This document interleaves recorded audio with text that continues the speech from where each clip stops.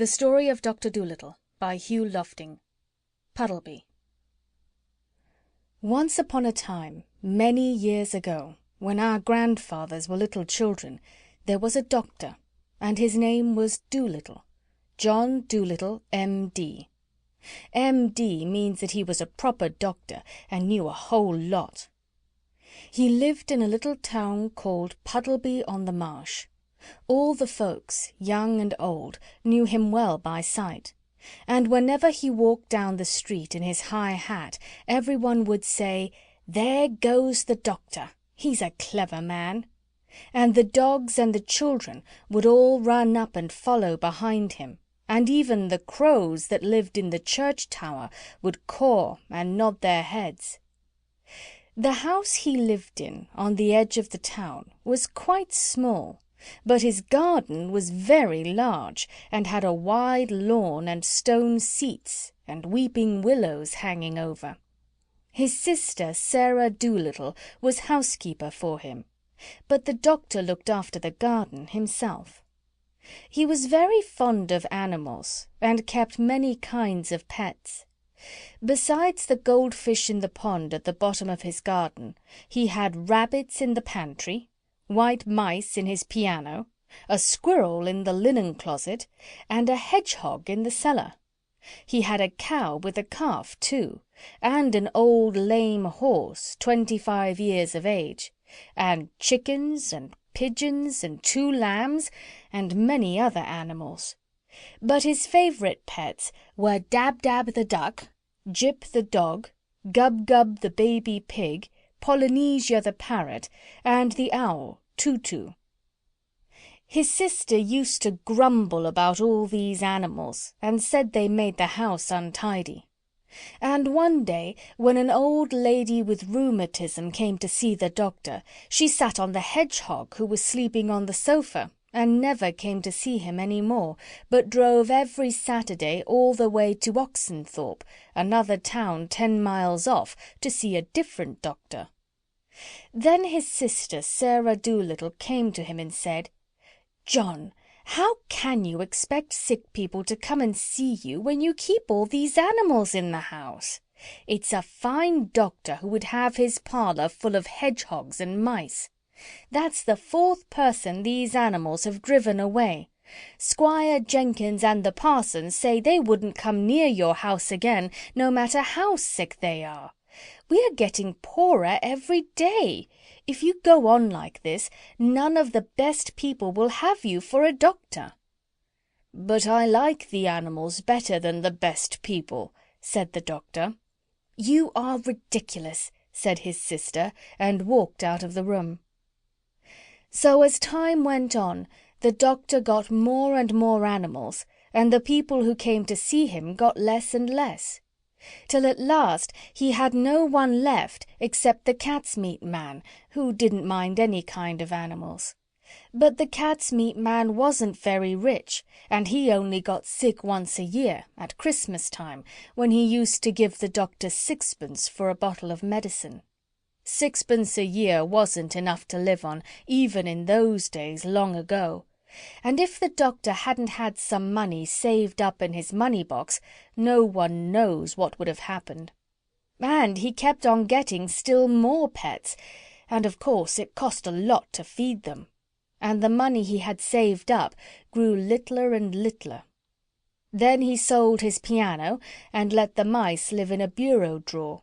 But the money he got for that, too, began to go, so he sold the brown suit he wore on Sundays, and went on becoming poorer and poorer. And now, when he walked down the street in his high hat, people would say to one another, "There goes John Dolittle, M.D. There was a time when he was the best-known doctor in the West Country. Look at him now. He hasn't any money, and his stockings are full of holes." But the dogs and the cats and the children still ran up and followed him through the town, the same as they had done when he was rich. End of Chapter 1.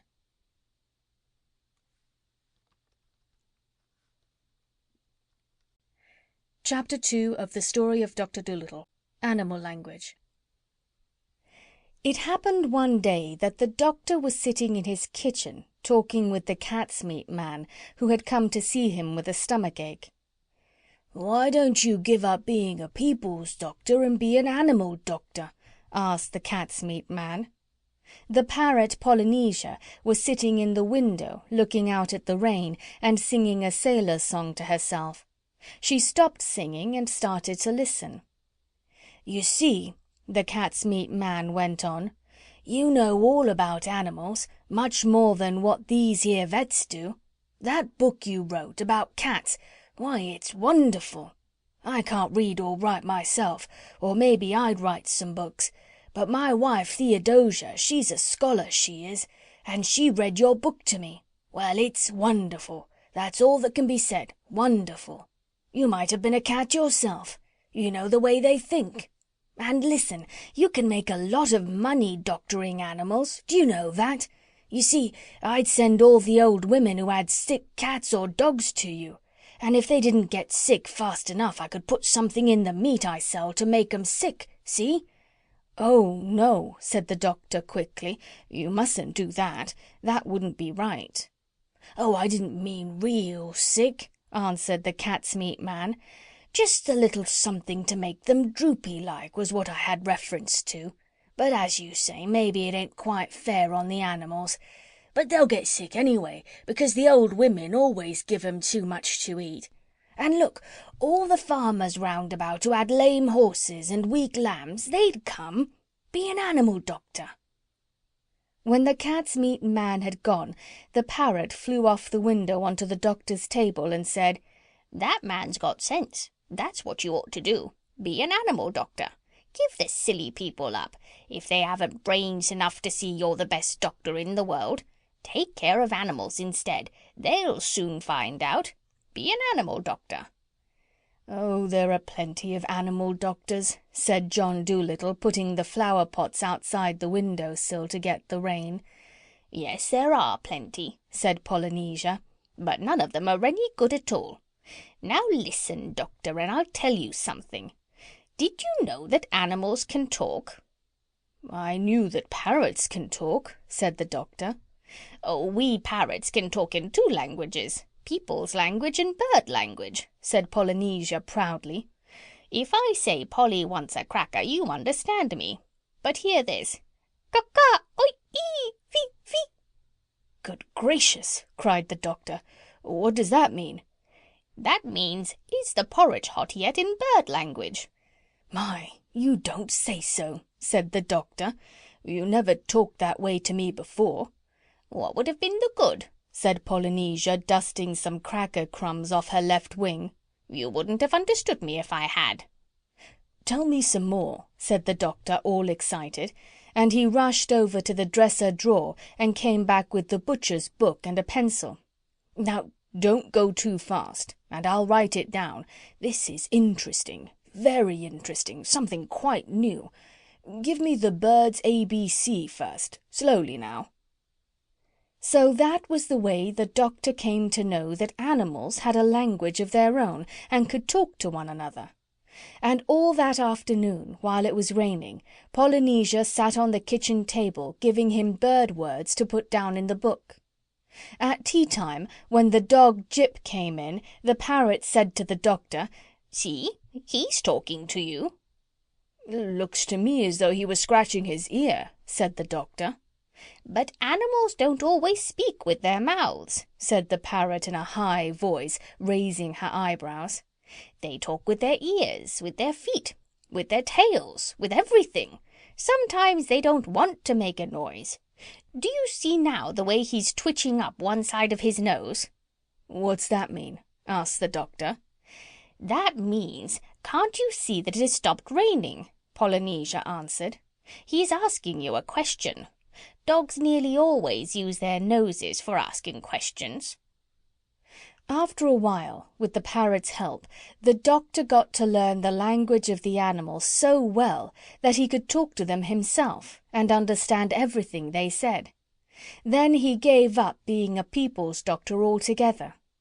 As soon as the cat's meat man had told everyone that John Dolittle was going to become an animal doctor, old ladies began to bring him their pet pugs and poodles who had eaten too much cake, and farmers came many miles to show him sick cows and sheep.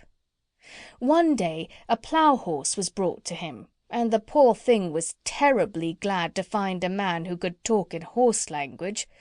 "You know, Doctor," said the horse, "that vet over the hill knows nothing at all. He has been treating me 6 weeks now for spavins. What I need is spectacles. I am going blind in one eye. There's no reason why horses shouldn't wear glasses, the same as people. But that stupid man over the hill never even looked at my eyes. He kept on giving me beard pills. I tried to tell him, but he couldn't understand a word of horse language. What I need is spectacles." Of course," said the doctor. "I'll get you some at once." "I would like a pair like yours," said the horse, "only green. They'll keep the sun out of my eyes while I'm ploughing the 50-acre field." "Certainly," said the doctor. "Green ones you shall have." "You know, the trouble is, sir," said the plough-horse as the doctor opened the front door to let him out, "the trouble is that anybody thinks he can doctor animals just because the animals don't complain. As a matter of fact, it takes a much cleverer man to be a really good animal doctor than it does to be a good people's doctor. My farmer's boy thinks he knows all about horses. I wish you could see him. His face is so fat he looks as though he has no eyes, and he has got as much brain as a potato bug. He tried to put a mustard plaster on me last week." "Where did he put it?" asked the doctor. "Oh, he didn't put it anywhere on me," said the horse. "He only tried to. I kicked him into the duck pond." "Well, well," said the doctor. "I'm a pretty quiet creature as a rule," said the horse. "Very patient with people, don't make much fuss. But it was bad enough to have that vet giving me the wrong medicine. And when that red-faced booby started to monkey with me, I just couldn't bear it any more." "Did you hurt the boy much?" asked the doctor. "Oh, no," said the horse. "I kicked him in the right place. The vet's looking after him now. When will my glasses be ready?" "I'll have them for you next week," said the doctor. "Come in again Tuesday. Good morning." Then John Dolittle got a fine big pair of green spectacles, and the plough-horse stopped going blind in one eye and could see as well as ever. And soon it became a common sight to see farm animals wearing glasses in the country round Puddleby, and a blind horse was a thing unknown. And so it was with all the other animals that were brought to him. As soon as they found that he could talk their language, they told him where the pain was, and how they felt, and of course it was easy for him to cure them. Now all these animals went back and told their brothers and friends that there was a doctor in the little house with the big garden who really was a doctor.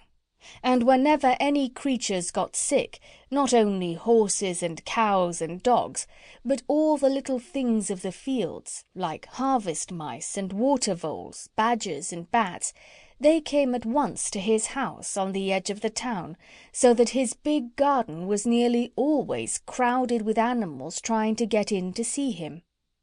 There were so many that came that he had to have special doors made for the different kinds.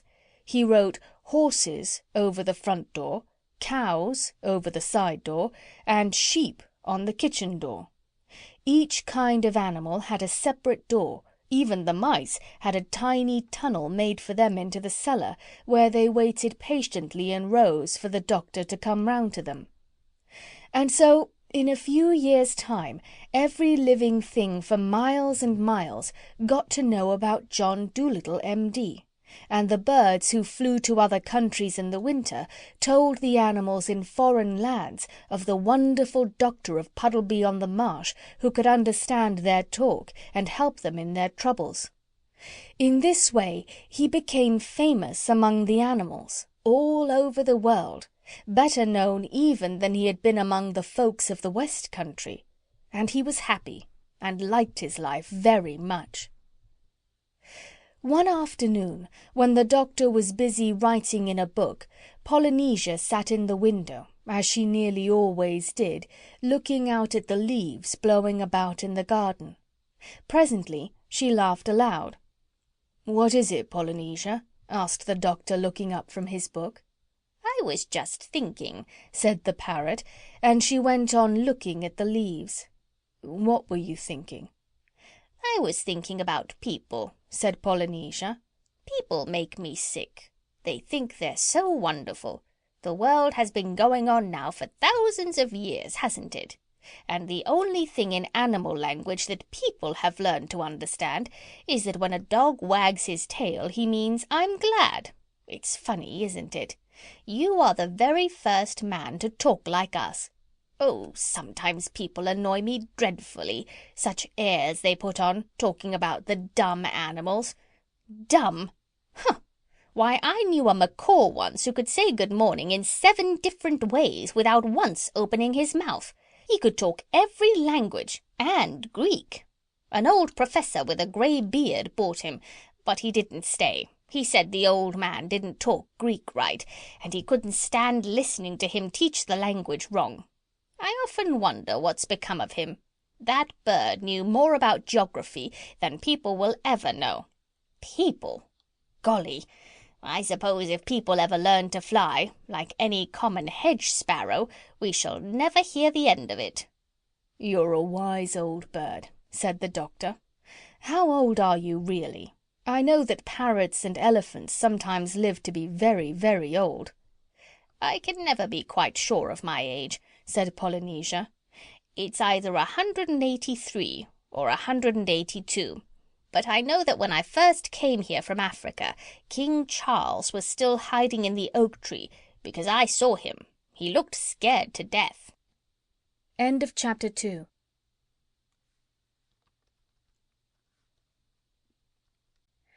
Chapter 3 of the Story of Doctor Dolittle. More money troubles. And soon now the doctor began to make money again, and his sister Sarah bought a new dress and was happy. Some of the animals who came to see him were so sick that they had to stay at the doctor's house for a week, and when they were getting better they used to sit in chairs on the lawn. And often, even after they got well, they did not want to go away. They liked the doctor and his house so much, and he never had the heart to refuse them when they asked if they could stay with him. So in this way he went on getting more and more pets. Once, when he was sitting on his garden wall smoking a pipe in the evening, an Italian organ-grinder came round with a monkey on a string. The doctor saw at once that the monkey's collar was too tight and that he was dirty and unhappy. So he took the monkey away from the Italian, gave the man a shilling, and told him to go. The organ-grinder got awfully angry and said that he wanted to keep the monkey. But the doctor told him that if he didn't go away he would punch him on the nose. John Dolittle was a strong man, though he wasn't very tall. So the Italian went away, saying rude things, and the monkey stayed with Dr. Dolittle and had a good home. The other animals in the house called him Chi-Chi, which is a common word in monkey language, meaning ginger. And another time, when the circus came to Puddleby, the crocodile who had a bad toothache escaped at night and came into the doctor's garden. The doctor talked to him in crocodile language and took him into the house and made his tooth better. But when the crocodile saw what a nice house it was, with all the different places for the different kinds of animals, he too wanted to live with the doctor. He asked if he couldn't sleep in the fish pond at the bottom of the garden if he promised not to eat the fish. When the circus men came to take him back, he got so wild and savage that he frightened them away. But to everyone in the house he was always as gentle as a kitten.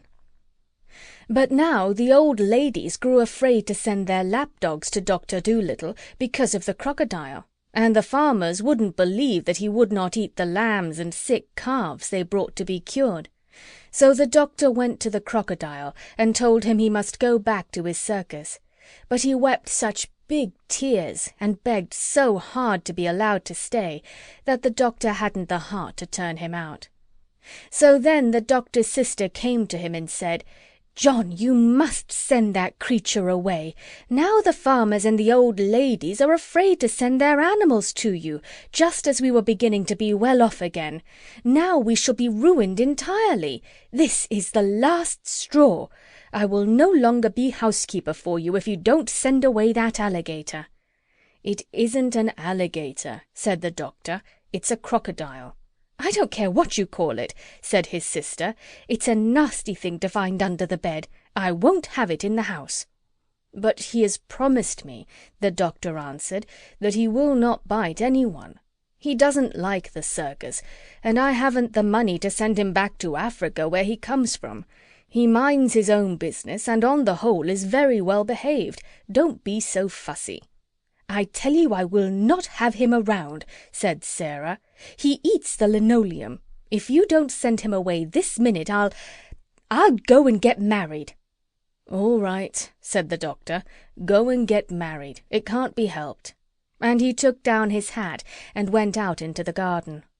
So Sarah Dolittle packed up her things and went off, and the doctor was left all alone with his animal family. And very soon he was poorer than he had ever been before. With all these mouths to fill, and the house to look after, and no one to do the mending, and no money coming in to pay the butcher's bill, things began to look very difficult. But the doctor didn't worry at all. "Money is a nuisance," he used to say. "We'd all be much better off if it had never been invented. What does money matter so long as we are happy?" But soon the animals themselves began to get worried. And one evening, when the doctor was asleep in his chair before the kitchen fire, they began talking it over among themselves, in whispers. And the owl Tutu, who was good at arithmetic, figured it out that there was only money enough left to last another week if they each had 1 meal a day and no more. Then the parrot said, "I think we all ought to do the housework ourselves. At least we can do that much. After all, it is for our sakes that the old man finds himself so lonely and so poor." So it was agreed that the monkey, Chee-Chee, was to do the cooking and mending. The dog was to sweep the floors, the duck was to dust and make the beds, the owl Tutu was to keep the accounts, and the pig was to do the gardening. They made Polynesia the parrot housekeeper and laundress because she was the oldest. Of course, at first they all found their new jobs very hard to do, all except Chee-Chee, who had hands and could do things like a man. But they soon got used to it, and they used to think it great fun to watch Jip the dog sweeping his tail over the floor with a rag tied onto it for a broom. After a little they got to do the work so well that the doctor said that he had never had his house kept so tidy or so clean before. In this way things went along all right for a while, but without money they found it very hard. Then the animals made a vegetable and flower stall outside the garden gate and sold radishes and roses to the people that passed by along the road. But still they didn't seem to make enough money to pay all the bills, and still the doctor wouldn't worry. When the parrot came to him and told him that the fishmonger wouldn't give them any more fish, he said, "Never mind. So long as the hens lay eggs and the cow gives milk, we can have omelettes and junket. And there are plenty of vegetables left in the garden. The winter is still a long way off. Don't fuss. That was the trouble with Sarah. She would fuss. I wonder how Sarah's getting on. An excellent woman in some ways. Well, well. But the snow came earlier than usual that year, and although the old lame horse hauled in plenty of wood from the forest outside the town so they could have a big fire in the kitchen, most of the vegetables in the garden were gone, and the rest were covered with snow, and many of the animals were really hungry. End of chapter 3.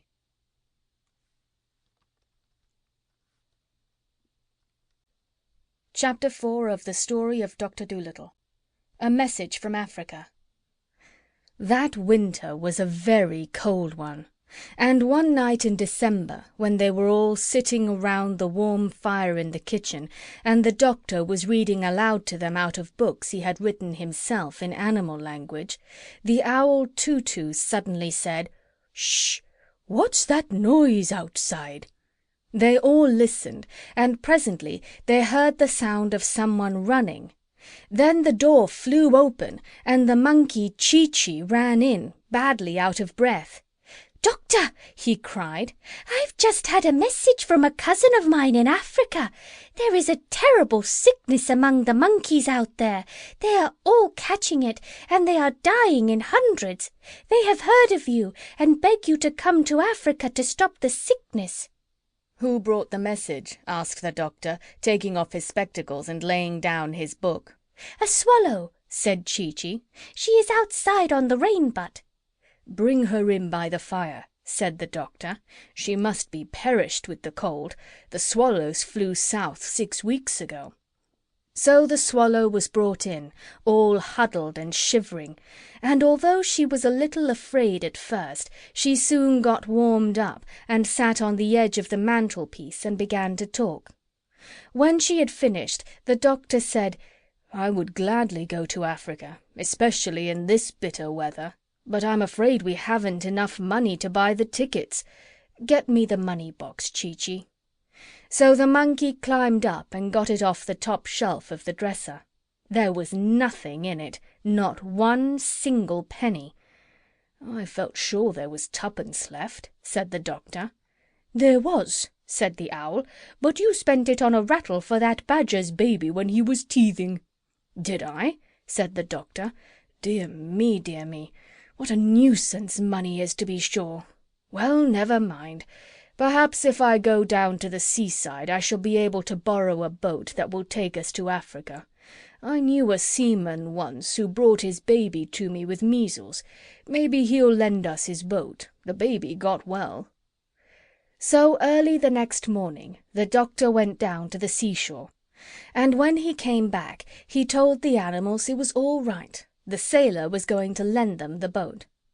Then the crocodile and the monkey and the parrot were very glad and began to sing, because they were going back to Africa, their real home, and the doctor said, "I shall only be able to take you 3, with Jip the dog, Dab-Dab the duck, Gub-Gub the pig, and the owl Tutu. The rest of the animals, like the dormice and the water voles and the bats, they will have to go back and live in the fields where they were born till we come home again. But as most of them sleep through the winter, they won't mind that, and besides, it wouldn't be good for them to go to Africa." So then the parrot, who had been on long sea voyages before, began to tell the doctor all the things he would have to take with him on the ship. "You must have plenty of pilot bread," she said. "Hard tack, they call it. And you must have beef in cans, and an anchor." "I expect the ship will have its own anchor," said the doctor. "Well, make sure," said Polynesia, "because it's very important. You can't stop if you haven't got an anchor. And you'll need a bell." "What's that for?" asked the doctor. "To tell the time by," said the parrot. "You go and ring it every half hour, and then you know what time it is. And bring a whole lot of rope. It always comes in handy on voyages." Then they began to wonder where they were going to get the money from to buy all the things they needed. "Oh, bother it! Money again!" cried the doctor. "Goodness, I shall be glad to get to Africa where we don't have to have any. I'll go and ask the grocer if he will wait for his money till I get back. No, I'll send the sailor to ask him." So the sailor went to see the grocer, and presently he came back with all the things they wanted. Then the animals packed up, and after they had turned off the water so the pipes wouldn't freeze, and put up the shutters, they closed the house and gave the key to the old horse who lived in the stable. And when they had seen that there was plenty of hay in the loft to last the horse through the winter, they carried all their luggage down to the seashore and got on to the boat. The cat's meat man was there to see them off, and he brought a large suet pudding as a present for the doctor, because, he said he had been told, you couldn't get suet puddings in foreign parts. As soon as they were on the ship, Gub-Gub the pig asked where the beds were, for it was 4 o'clock in the afternoon, and he wanted his nap. So Polynesia took him downstairs into the inside of the ship and showed him the beds, set all on top of one another like bookshelves against a wall. "Why, this isn't a bed," cried Gub-Gub. "That's a shelf." "Beds are always like that on ships," said the parrot. "It isn't a shelf. Climb up into it and go to sleep. That's what you call a bunk." "Well, I don't think I'll go to bed yet," said Gub-Gub. "I'm too excited. I want to go upstairs again and see them start." "Well, this is your first trip," said Polynesia. "You will get used to the life after a while." And she went back up the stairs of the ship, humming this song to herself. "I've seen the Black Sea and the Red Sea. I rounded the Isle of Wight. I discovered the Yellow River, and the Orange, too, by night. Now Greenland drops behind again, and I sail the ocean blue. I'm tired of all these colours, Jane, so I'm coming back to you." They were just going to start on their journey when the doctor said he would have to go back and ask the sailor the way to Africa. But the Swallow said she had been to that country many times and would show them how to get there. So the doctor told Chee-Chee to pull up the anchor, and the voyage began. End of chapter 4.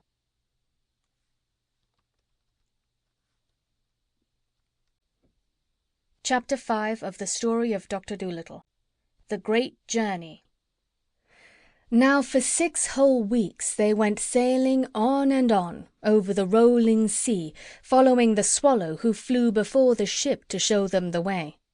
At night she carried a tiny lantern so they should not miss her in the dark, and the people on the other ships that passed said that the light must be a shooting star.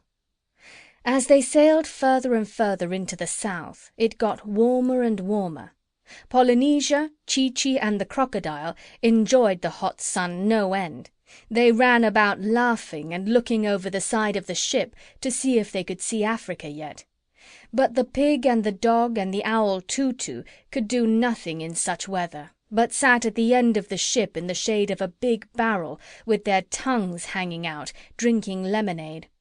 Dab-Dab the duck used to keep herself cool by jumping into the sea and swimming behind the ship, and every once in a while, when the top of her head got too hot, she would dive under the ship and come up on the other side. In this way, too, she used to catch herrings on Tuesdays and Fridays, when everybody on the boat ate fish to make the beef last longer. When they got near to the equator, they saw some flying fishes coming towards them, and the fishes asked the parrot if this was Dr. Dolittle's ship. When she told them it was, they said they were glad, because the monkeys in Africa were getting worried that he would never come. Polynesia asked them how many miles they had yet to go, and the flying fishes said it was only 55 miles now to the coast of Africa. And another time a whole school of porpoises came dancing through the waves, and they too asked Polynesia if this was the ship of the famous doctor. And when they heard that it was, they asked the parrot if the doctor wanted anything for his journey. And Polynesia said, "Yes, we have run short of onions." "There is an island not far from here," said the porpoises, "where the wild onions grow tall and strong. Keep straight on. We will get some and catch up to you." So the porpoises dashed away through the sea, and very soon the parrot saw them again, coming up behind, dragging the onions through the waves in big nets made of seaweed. The next evening, as the sun was going down, the doctor said, "Get me the telescope, Chee-Chee. Our journey is nearly ended. Very soon we should be able to see the shores of Africa." And about half an hour later, sure enough, they thought they could see something in front that might be land. But it began to get darker and darker, and they couldn't be sure. Then a great storm came up, with thunder and lightning. The wind howled, the rain came down in torrents, and the waves got so high they splashed right over the boat. Presently there was a big bang. The ship stopped and rolled over on its side. "What's happened?" asked the doctor, coming up from downstairs. "I'm not sure," said the parrot, "but I think we're shipwrecked. Tell the duck to get out and see." So Dab-Dab dived right down under the waves, and when she came up, she said they had struck a rock. There was a big hole in the bottom of the ship, the water was coming in, and they were sinking fast. "We must have run into Africa," said the doctor.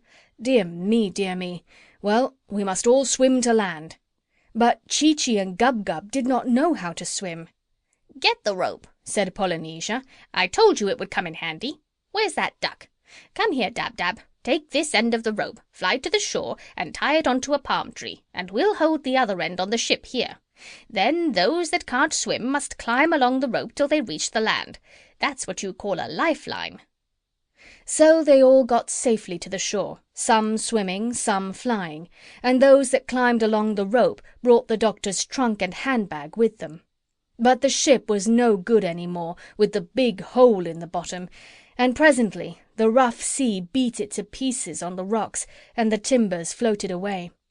Then they all took shelter in a nice dry cave they found, high up in the hills, till the storm was over.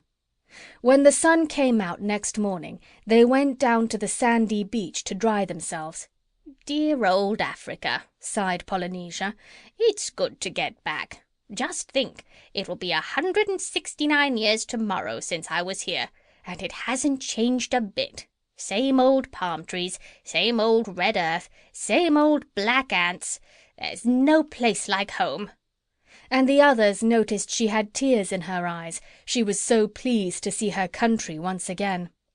Then the doctor missed his high hat, for it had been blown into the sea during the storm, so Dab-Dab went out to look for it, and presently she saw it, a long way off, floating on the water like a toy boat. When she flew down to get it, she found one of the white mice, very frightened, sitting inside it. "What are you doing here?" asked the duck. "You were told to stay behind in Puddleby." "I didn't want to be left behind," said the mouse. "I wanted to see what Africa was like. I have relatives there, so I hid in the baggage and was brought onto the ship with the hardtack. When the ship sank, I was terribly frightened because I cannot swim far. I swam as long as I could, but I soon got all exhausted and thought I was going to sink. And then just at that moment, the old man's hat came floating by, and I got into it because I did not want to be drowned." So the duck took up the hat with the mouse in it and brought it to the doctor on the shore, and they all gathered round to have a look. "That's what you call a stowaway," said the parrot. Presently, when they were looking for a place in the trunk where the white mouse could travel comfortably, the monkey Chee-Chee suddenly said, "Shh! I hear footsteps in the jungle." They all stopped talking and listened, and soon a black man came down out of the woods and asked them what they were doing there. "My name is John Dolittle, M.D.," said the doctor. "I have been asked to come to Africa to cure the monkeys who are sick." "You must all come before the king," said the black man. "What king?" asked the doctor, who didn't want to waste any time. "The king of Jolliginki," the man answered. "All these lands belong to him, and all strangers must be brought before him. Follow me." So they gathered up their baggage and went off, following the man through the jungle. End of chapter 5.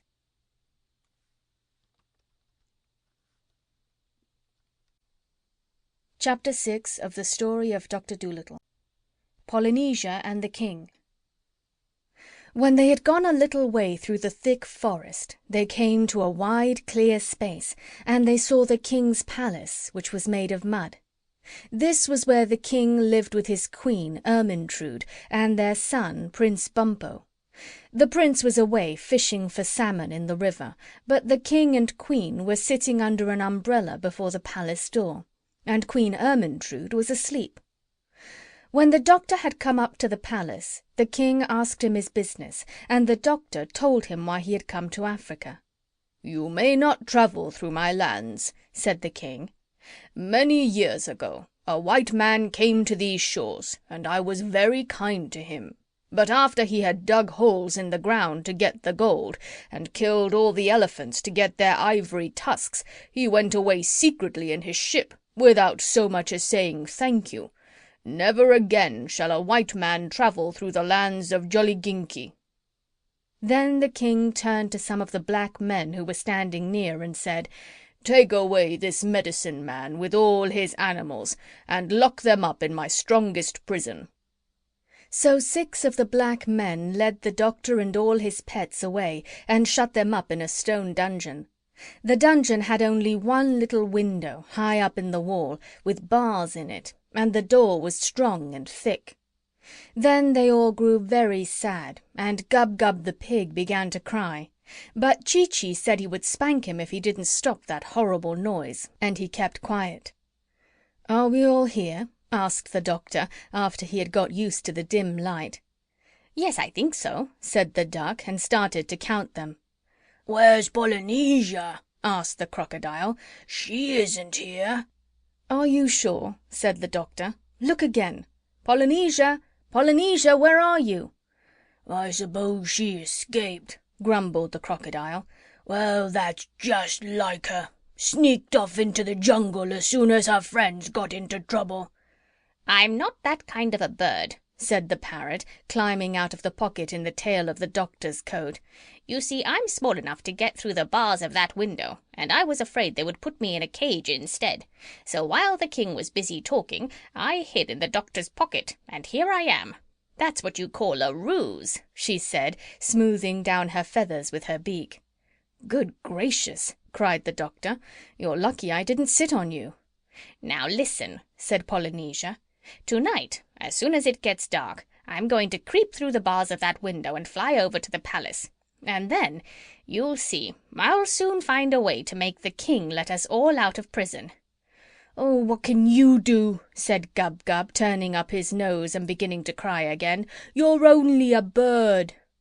"Quite true," said the parrot. "But do not forget that although I am only a bird, I can talk like a man, and I know these people." So that night, when the moon was shining through the palm trees, and all the king's men were asleep, the parrot slipped through the bars of the prison and flew across to the palace. The pantry window had been broken by a tennis ball the week before, and Polynesia popped in through the hole in the glass. She heard Prince Bumpo snoring in his bedroom at the back of the palace. Then she tiptoed up the stairs till she came to the king's bedroom. She opened the door gently and peeped in. The queen was away at a dance that night at her cousin's, but the king was in bed fast asleep. Polynesia crept in very softly and got under the bed. Then she coughed, just the way Doctor Dolittle used to cough. Polynesia could mimic anyone. The king opened his eyes and said sleepily, "Is that you, Ermintrude?" He thought it was the queen come back from the dance. Then the parrot coughed again, loud, like a man, and the king sat up wide awake and said, "Who's that?" "I am Doctor Dolittle," said the parrot, just the way the doctor would have said it. "What are you doing in my bedroom?" cried the king. "How dare you get out of prison? Where are you? I don't see you." But the parrot just laughed, a long, deep, jolly laugh, like the doctor's. "Stop laughing and come here at once so I can see you," said the king. "Foolish king," answered Polynesia. "Have you forgotten that you are talking to John Dolittle, M.D., the most wonderful man on earth? Of course you cannot see me. I have made myself invisible. There is nothing I cannot do. Now listen. I have come here tonight to warn you.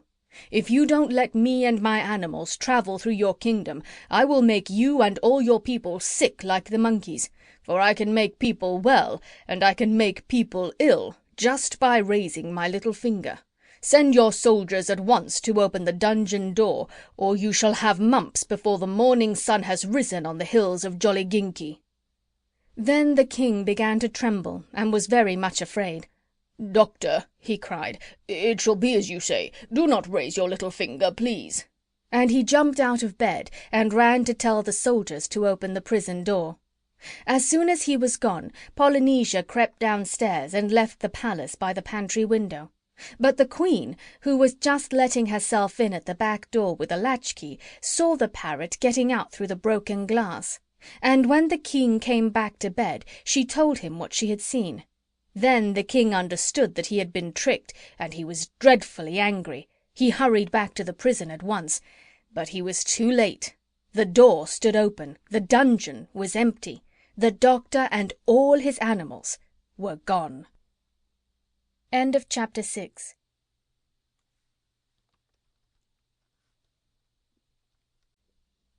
Chapter 7 of the Story of Doctor Dolittle. The Bridge of Apes.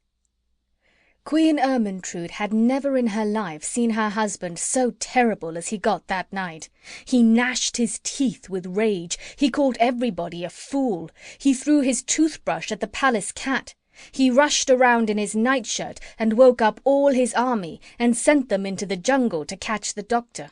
Then he made all his servants go too, his cooks and his gardeners and his barber and Prince Bumpo's tutor. Even the Queen, who was tired from dancing in a pair of tight shoes, was packed off to help the soldiers in their search. All this time the doctor and his animals were running through the forest towards the land of the monkeys as fast as they could go.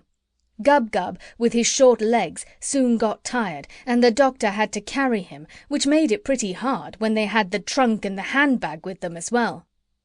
The king of the Jolliginki thought it would be easy for his army to find them, because the doctor was in a strange land and would not know his way.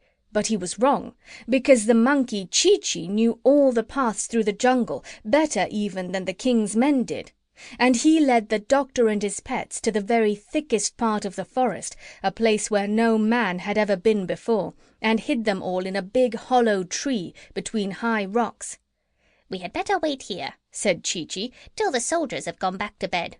Then we can go on to the land of the monkeys." So there they stayed the whole night through. They often heard the king's men searching and talking in the jungle round about, but they were quite safe, for no one knew of that hiding place but Chi-Chi, not even the other monkeys. At last, when daylight began to come through the thick leaves overhead, they heard Queen Ermyntrude saying in a very tired voice that it was no use looking any more, that they might as well go back and get some sleep.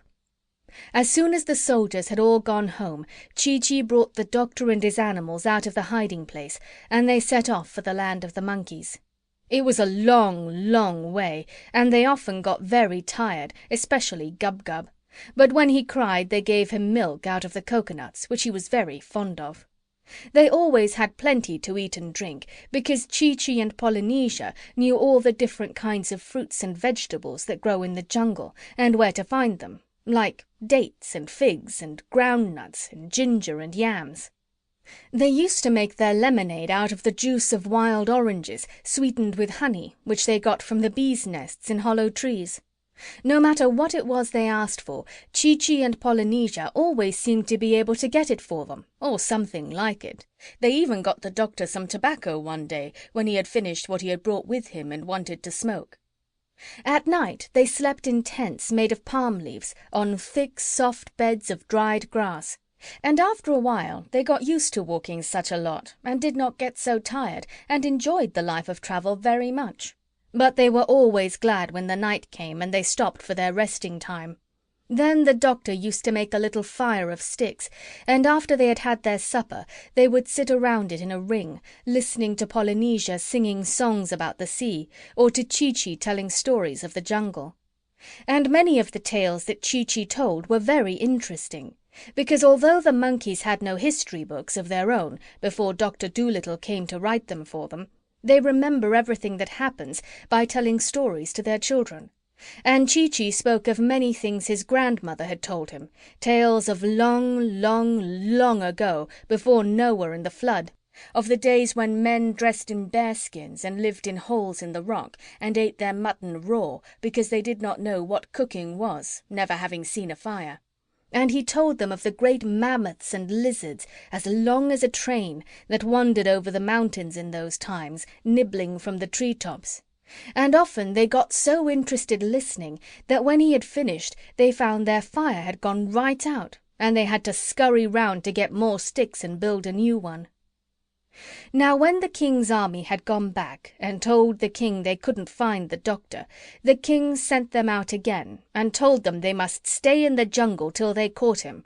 So all this time, while the doctor and his animals were going along towards the land of the monkeys, thinking themselves quite safe, they were still being followed by the king's men.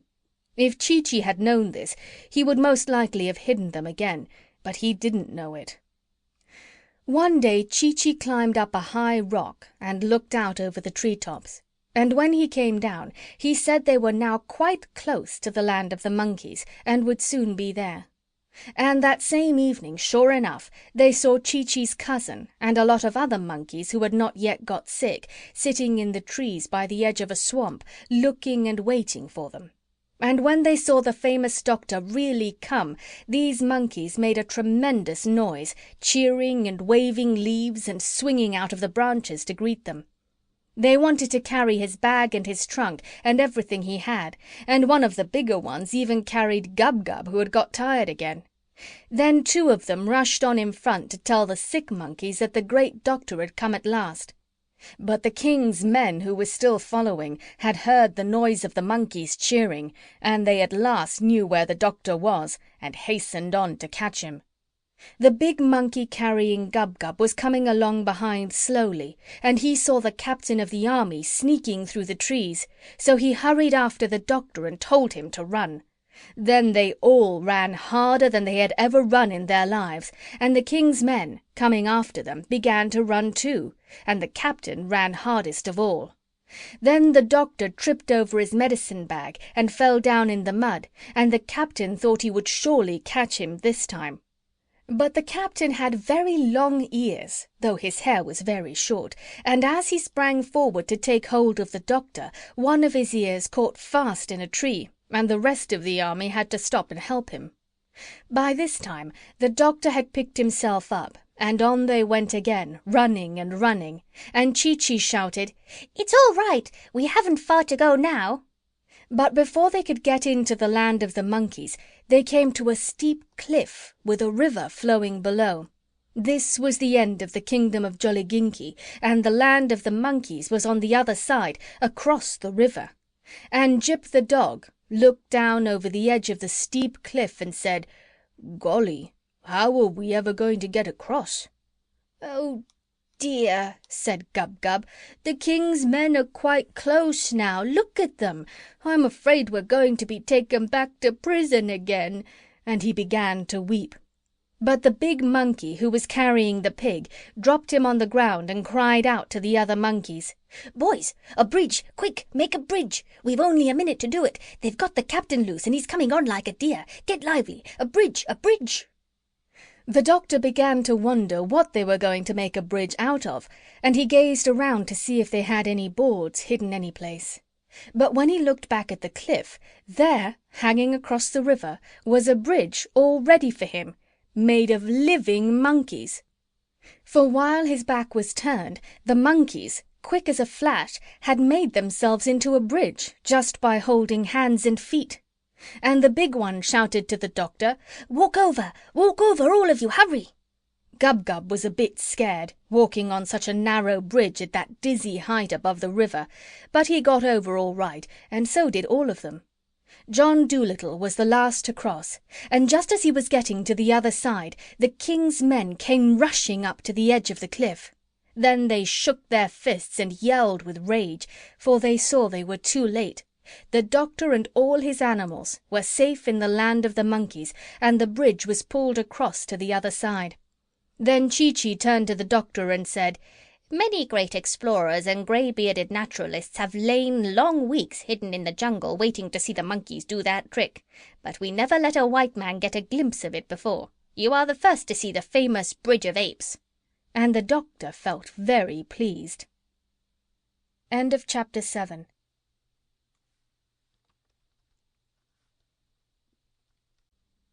Chapter 8 of the Story of Doctor Dolittle. The Leader of the Lions.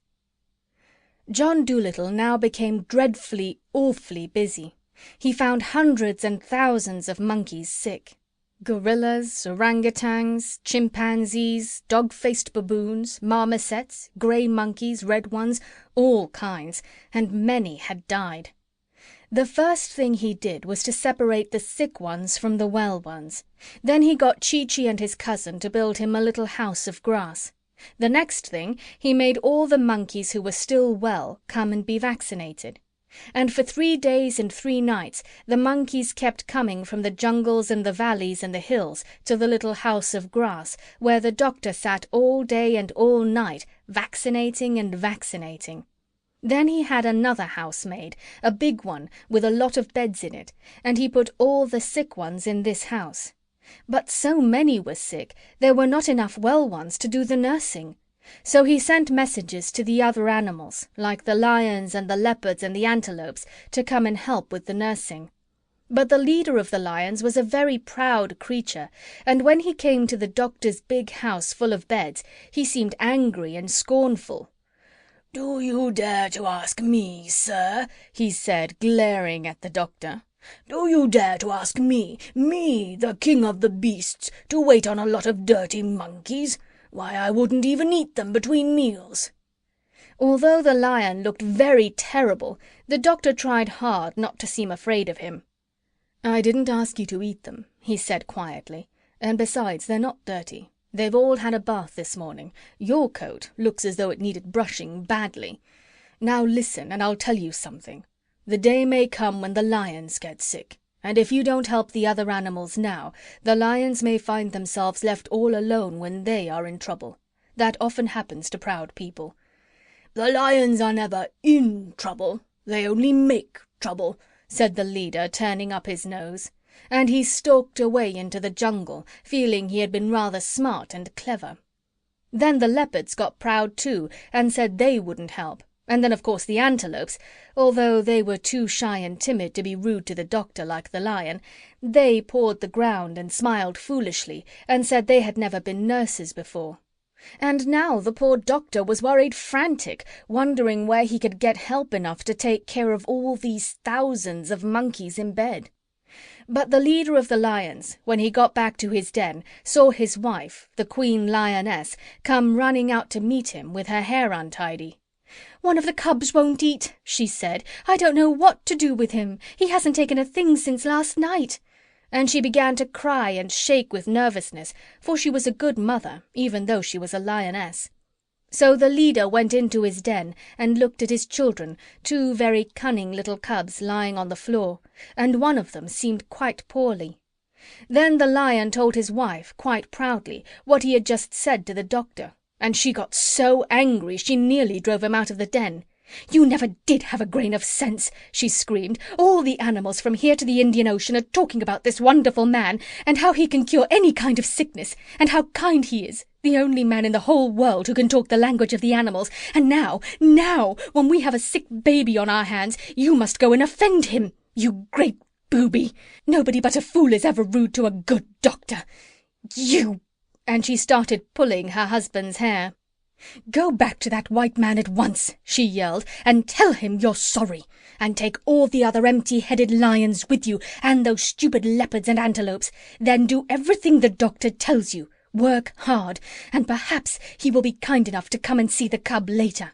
Now be off. Hurry, I tell you. You're not fit to be a father." And she went into the den next door, where another mother lion lived, and told her all about it.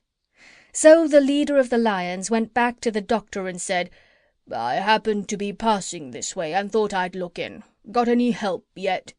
"No," said the doctor, "I haven't, and I'm dreadfully worried." "Help's pretty hard to get these days," said the lion. "Animals don't seem to want to work any more. You can't blame them in a way.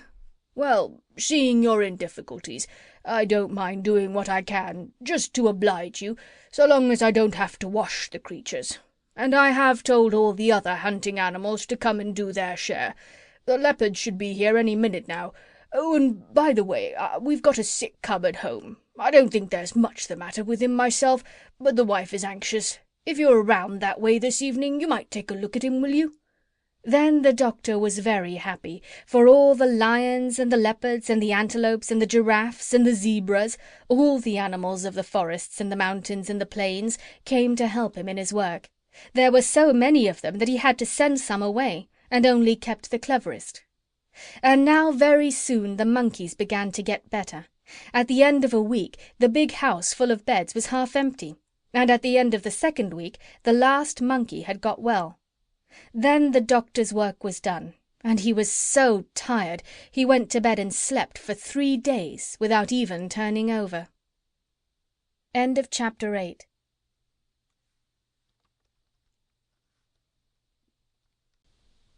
Chapter 9 of the Story of Doctor Dolittle.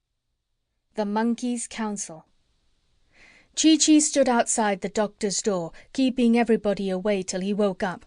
Then John Dolittle told the monkeys that he must now go back to Puddleby. They were very surprised at this, for they had thought that he was going to stay with them forever. And that night all the monkeys got together in the jungle to talk it over. And the chief chimpanzee rose up and said, "Why is the good man going away? Is he not happy here with us?" But none of them could answer him. And then the grand gorilla got up and said, "I think we should all go to him and ask him to stay. Perhaps if we make him a new house and a bigger bed, and promise him plenty of monkey servants to do work for him and to make life pleasant for him, perhaps then he will not wish to go." Then Chee-Chee got up, and all the others whispered, "Shh, look, Chee-Chee the great traveller is about to speak." And Chee-Chee said to the other monkeys, My friends, I am afraid it is useless to ask the doctor to stay. He owes money in Puddleby, and he says he must go back and pay it. And the monkeys asked him, "What is money?" Then Chee-Chee told them that in the land of the white men you could get nothing without money, you could do nothing without money, that it was almost impossible to live without money. And some of them asked, "But can you not even eat and drink without paying?" But Chee-Chee shook his head. And then he told them that even he, when he was with the organ grinder, had been made to ask the children for money. And the chief chimpanzee turned to the oldest orangutan and said, "Cousin, surely these men be strange creatures. Who would wish to live in such a land? My gracious, how paltry!" Then Chee-Chee said, When we were coming to you, we had no boat to cross the sea in, and no money to buy food to eat on our journey. So a man lent us some biscuits, and we said we would pay him when we came back. And we borrowed a boat from a sailor, but it was broken on the rocks when we reached the shores of Africa. Now the doctor says he must go back and get the sailor another boat, because the man was poor, and his ship was all he had." And the monkeys were all silent for a while, sitting quite still upon the ground and thinking hard. At last the biggest baboon got up and said, "I do not think we ought to let this good man leave our land till we have given him a fine present to take with him, so that he may know we are grateful for all that he has done for us." And a little tiny red monkey who was sitting up in a tree shouted down, I think that too. And then they all cried out, making a great noise, "Yes, yes, let us give him the finest present a white man ever had." Now they began to wonder and ask one another what would be the best thing to give him, and one said 50 bags of coconuts, and another 100 bunches of bananas. At least he shall not have to buy his fruit in the land where you paid to eat. But Chee-Chee told them that all these things would be too heavy to carry so far, and would go bad before half was eaten. "If you want to please him," he said, "give him an animal. You may be sure he will be kind to it. Give him some rare animal they have not got in the menageries." And the monkeys asked him, "What are menageries?" Then Chee-Chee explained to them that menageries were places in the land of the white men where animals were put in cages for people to come and look at. And the monkeys were very shocked and said to one another, "These men are like thoughtless young ones, stupid and easily amused." "Shh, it is a prison he means."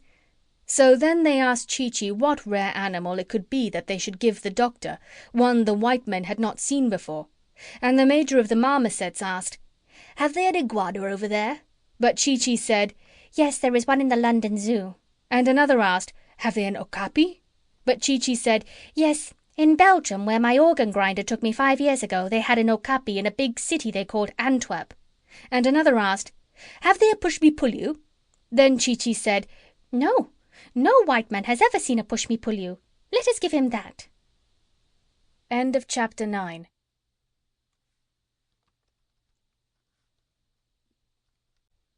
Chapter 10 of the Story of Doctor Dolittle. The rarest animal of all.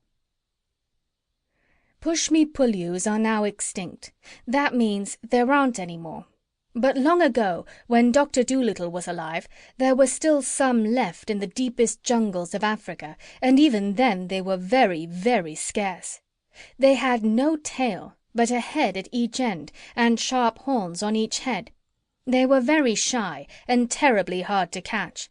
The black men get most of their animals by sneaking up behind them while they're not looking. But you could not do this with the push-me-pull-you, because no matter which way you came towards him, he was always facing you. And besides, only one half of him slept at a time. The other head was always awake and watching. This was why they were never caught and never seen in zoos. Though many of the greatest huntsmen and the cleverest menagerie-keepers spent years of their lives searching through the jungles in all weathers for push-me-pull-yus, not a single one had ever been caught.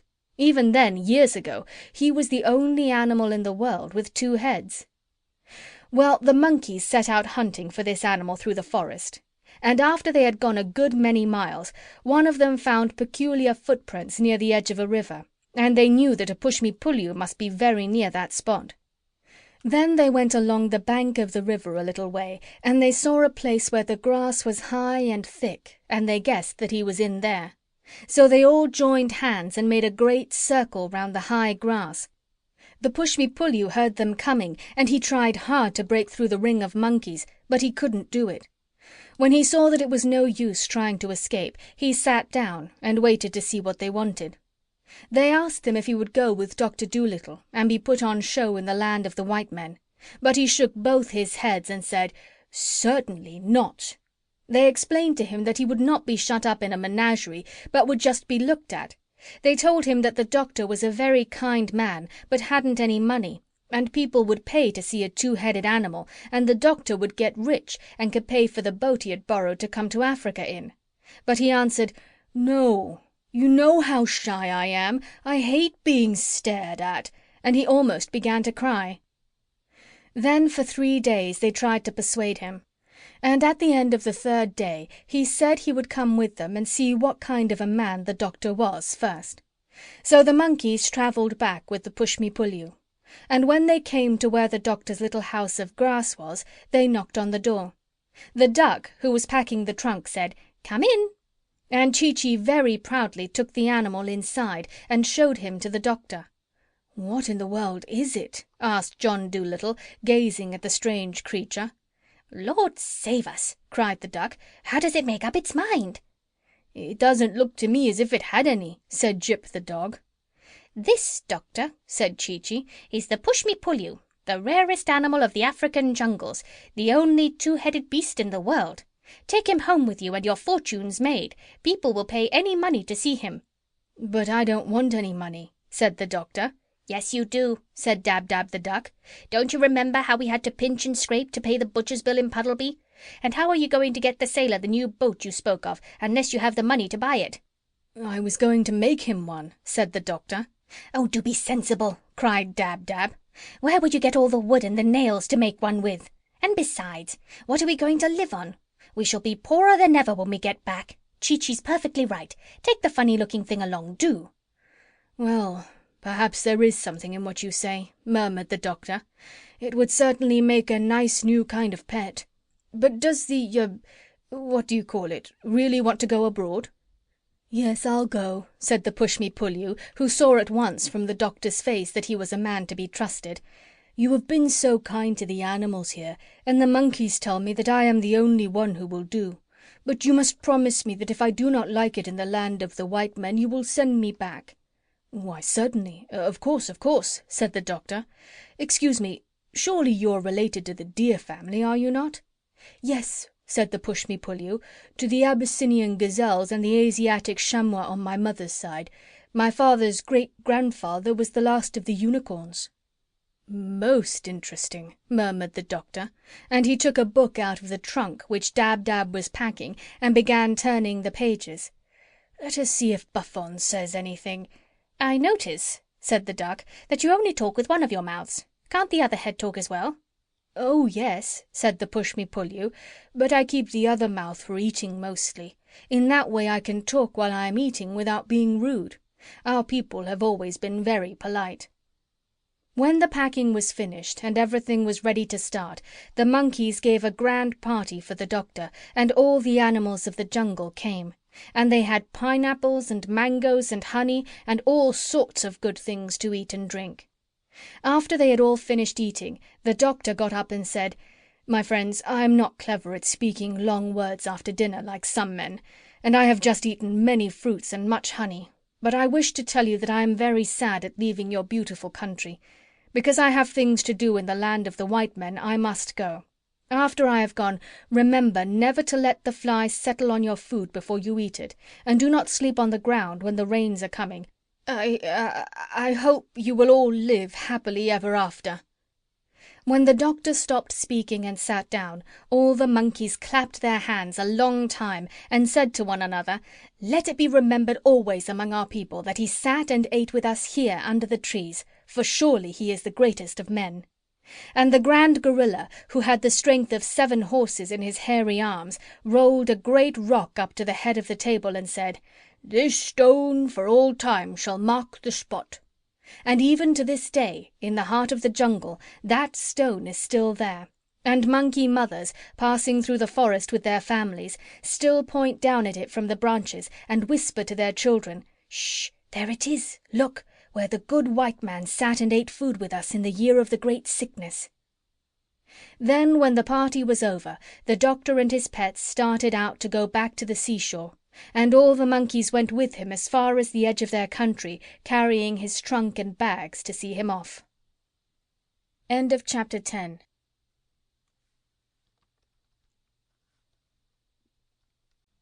Chapter 11 of the Story of Doctor Dolittle. The Black Prince.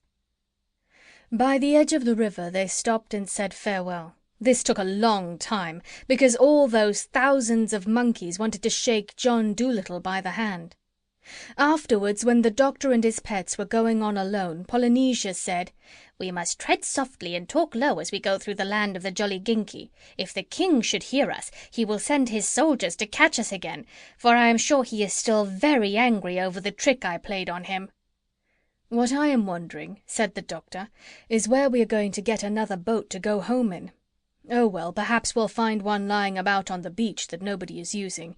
Never lift your foot till you come to the stile."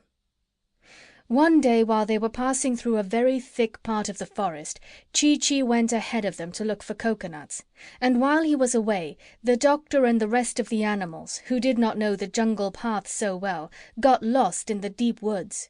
They wandered around and around, but could not find their way down to the seashore. Chee-Chee, when he could not see them anywhere, was terribly upset. He climbed high trees and looked out from the top branches to try and see the doctor's high hat. He waved and shouted, he called to all the animals by name, but it was no use. They seemed to have disappeared altogether. Indeed, they had lost their way very badly. They had strayed a long way off the path, and the jungle was so thick with bushes and creepers and vines that sometimes they could hardly move at all, and the doctor had to take out his pocket-knife and cut his way along. They stumbled into wet, boggy places. They got all tangled up in thick, convolvulous runners. They scratched themselves on thorns, and twice they nearly lost the medicine bag in the underbrush. There seemed no end to their troubles, and nowhere could they come upon a path. At last, after blundering about like this for many days, getting their clothes torn and their faces covered with mud, they walked right into the king's back garden by mistake. The king's men came running up at once and caught them. But Polynesia flew into a tree in the garden without anybody seeing her, and hid herself. The doctor and the rest were taken before the king. "Ha ha!" cried the king. "So you are caught again. This time you shall not escape. Take them all back to prison and put double locks on the door. This white man shall scrub my kitchen floor for the rest of his life." So the doctor and his pets were led back to prison and locked up, and the doctor was told that in the morning he must begin scrubbing the kitchen floor. They were all very unhappy. "This is a great nuisance," said the doctor. "I really must get back to Puddleby. That poor sailor will think I've stolen his ship if I don't get home soon. I wonder if those hinges are loose." But the door was very strong and firmly locked, There seemed no chance of getting out. Then Gub-Gub began to cry again. All this time Polynesia was still sitting in the tree in the palace garden. She was saying nothing and blinking her eyes. This was always a very bad sign with Polynesia. Whenever she said nothing and blinked her eyes, it meant that somebody had been making trouble, and she was thinking out some way to put things right. People who made trouble for Polynesia or her friends were very nearly always sorry for it afterwards. Presently she spied Chee-Chee swinging through the trees, still looking for the doctor. When Chee-Chee saw her, he came into her tree and asked her what had become of him. "The doctor and all the animals have been caught by the king's men and locked up again," whispered Polynesia. "We lost our way in the jungle and blundered into the palace garden by mistake." "But couldn't you guide them?" asked Chee-Chee. And he began to scold the parrot for letting them get lost while he was away looking for the coconuts. "It was all that stupid pig's fault," said Polynesia. "He would keep running off the path, hunting for ginger roots, and I was kept so busy catching him and bringing him back that I turned to the left instead of the right when we reached the swamp. Shh! Look, there's Prince Bumpo coming into the garden. He must not see us. Don't move, whatever you do." And there, sure enough, was Prince Bumpo, the king's son, opening the garden gate. He carried a book of fairy tales under his arm. He came strolling down the gravel walk, humming a sad song, till he reached a stone seat right under the tree where the parrot and the monkey were hiding. Then he lay down on the seat and began reading the fairy stories to himself. Chee-Chee and Polynesia watched him, keeping very quiet and still. After a while the king's son laid the book down and sighed a weary sigh. "If I were only a white prince," said he, with a dreamy, far-away look in his eyes. Then the parrot, talking in a small, high voice like a little girl, said aloud, "Bumpo, someone might turn thee into a white prince, perchance." The king's son started up off the seat and looked all around. "What is this I hear?" he cried. "Methought the sweet music of a fairy's silver voice rang out from yonder bower. Strange!" "Worthy prince," said Polynesia, keeping very still so Bumpo couldn't see her, "thou sayest winged words of truth, for 'tis I, Triptsinka, the queen of the fairies, that speak to thee. I am hiding in a rosebud." "Oh, tell me, fairy queen," cried Bumpo, clasping his hands in joy. "Who is it can turn me white?" "In thy father's prison," said the parrot, "there lies a famous wizard, John Dolittle by name. Many things he knows of medicine and magic, and mighty deeds has he performed. Yet thy kingly father leaves him languishing long and lingering hours. Go to him, brave Bumpo, secretly, when the sun has set, and behold, thou shalt be made the whitest prince that ever won fair lady. I have said enough. I must now go back to fairyland. Farewell." "Farewell!" cried the prince. "1,000 thanks, good Triptsinka." And he sat down on the seat again with a smile upon his face, waiting for the sun to set. End of chapter 11.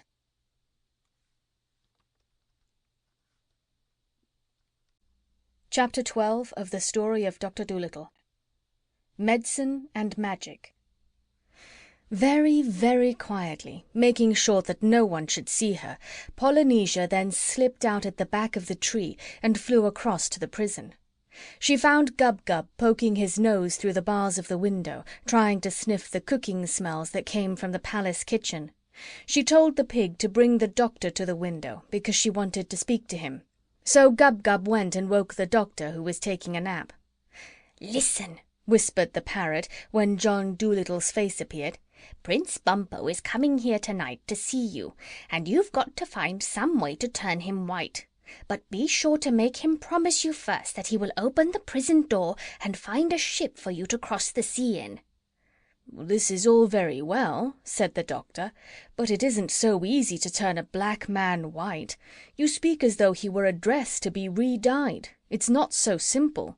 Shall the leopard change his spots, or the Ethiopian his skin, you know?" "I don't know anything about that," said Polynesia impatiently. "But you must turn this man white. Think of a way. Think hard. You've got plenty of medicines left in the bag. He'll do anything for you if you change his color. It is your only chance to get out of prison." "Well, I suppose it might be possible," said the doctor. Let me see.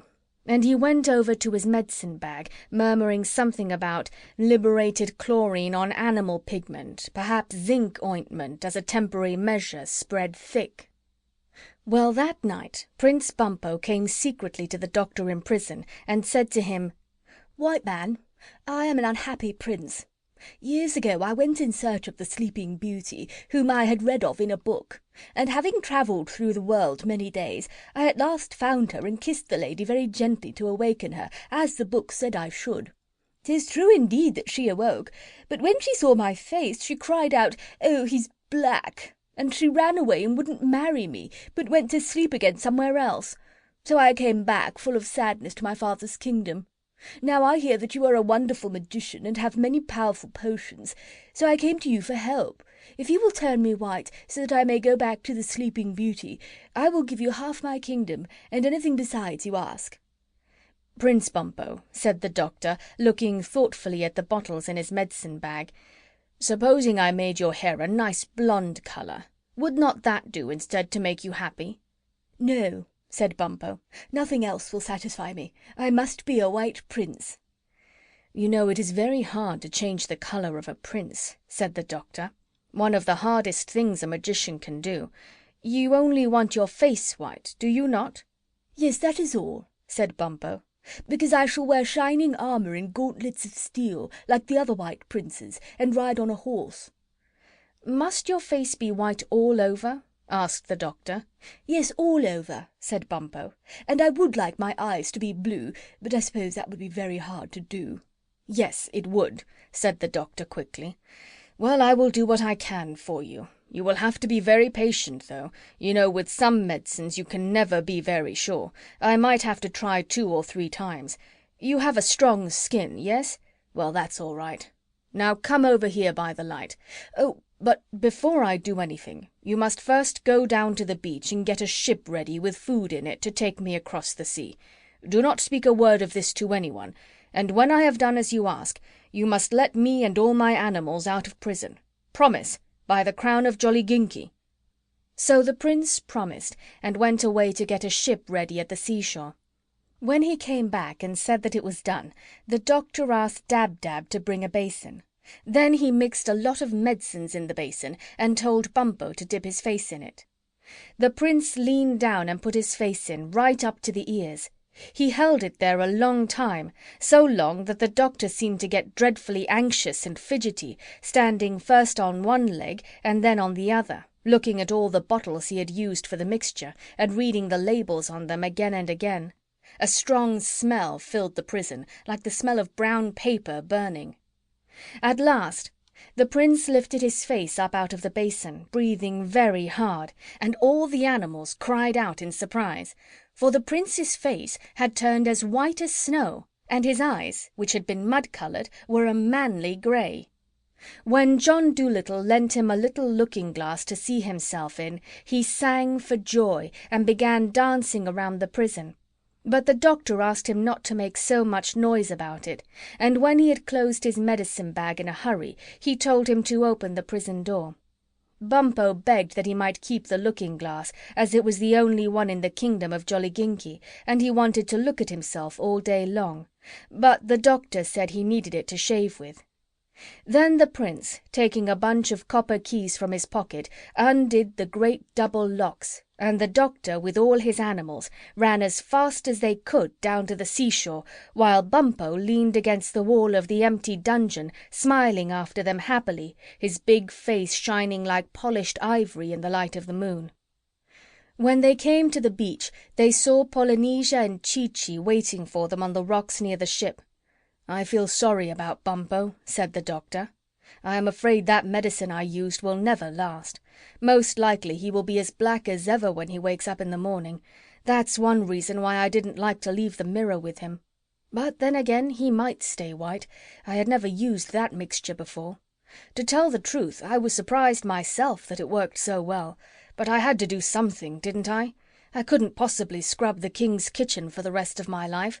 It was such a dirty kitchen. I could see it from the prison window. Well, well, poor Bumpo."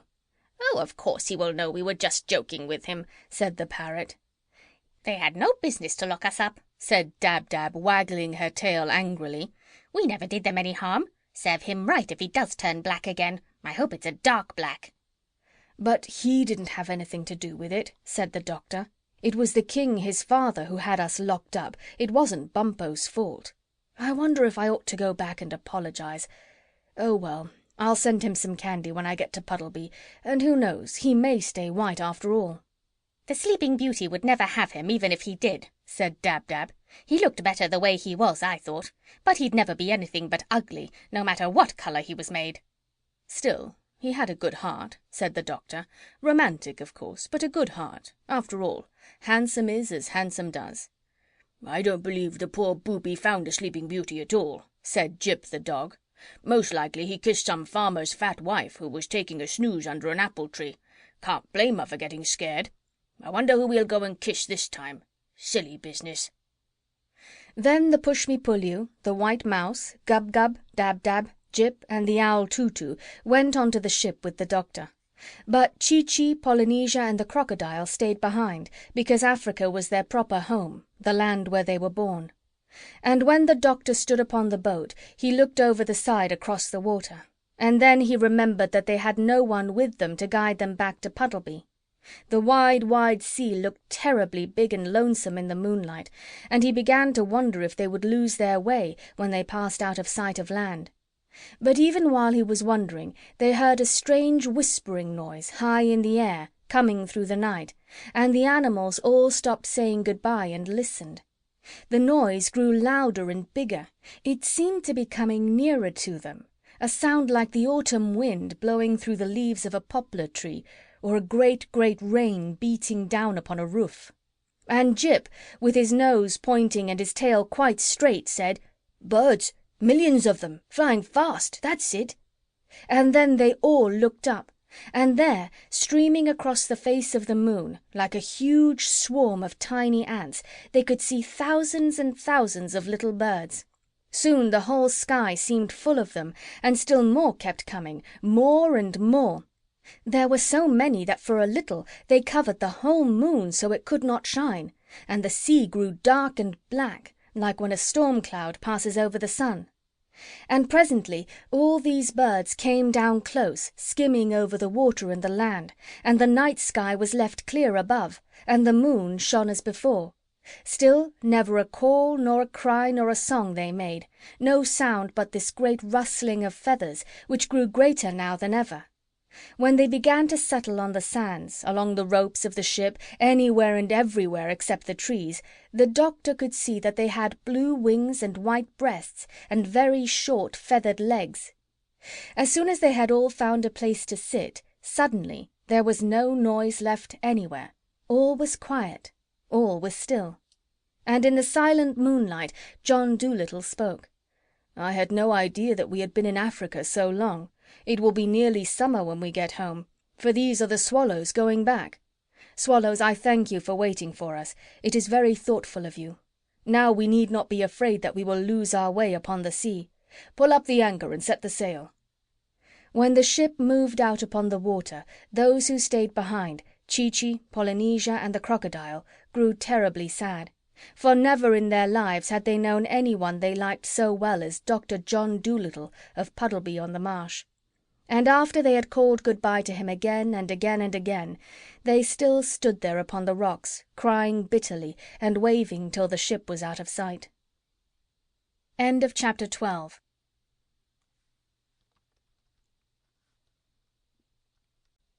Chapter 13 of the Story of Doctor Dolittle.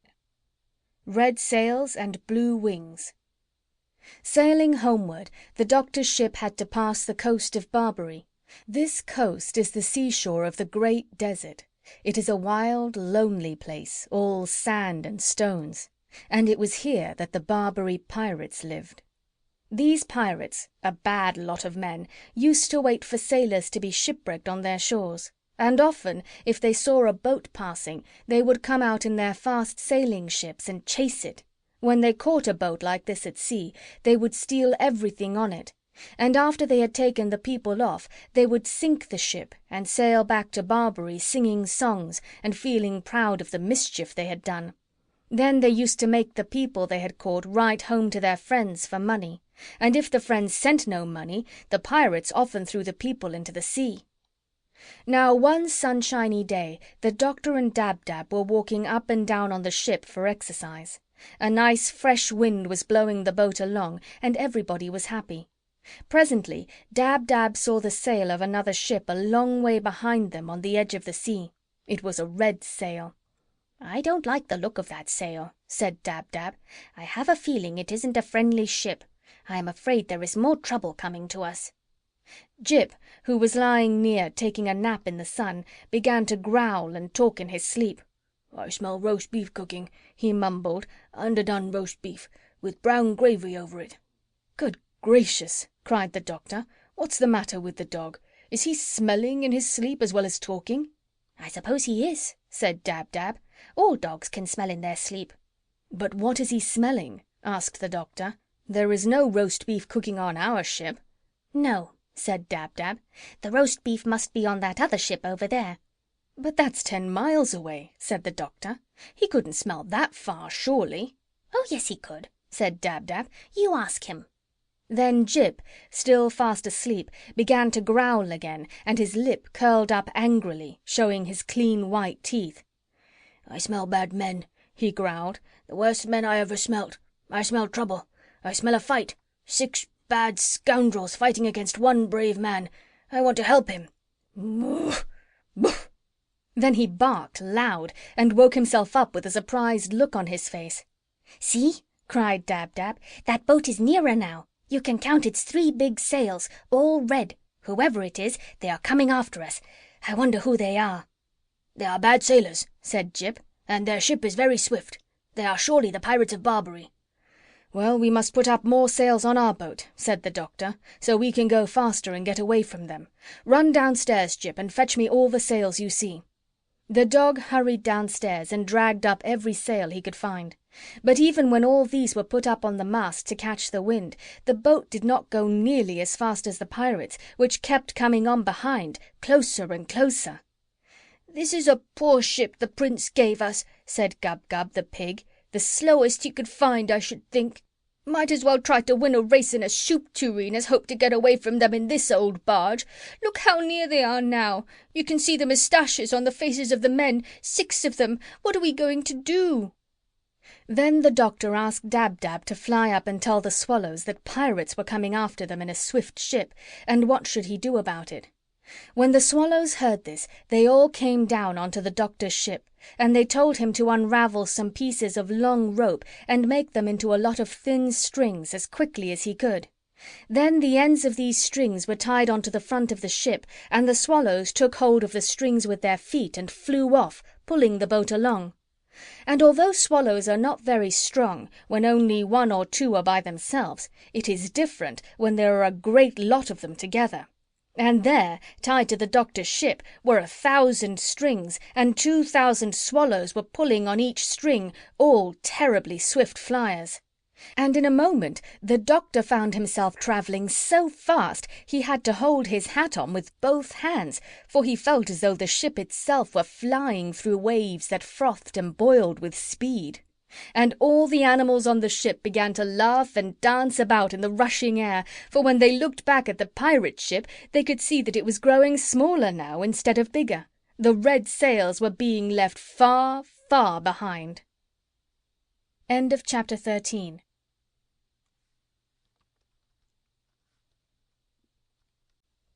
Chapter 14 of the Story of Doctor Dolittle. The Rat's Warning. Dragging a ship through the sea is hard work, and after 2 or 3 hours the swallows began to get tired in the wings and short of breath.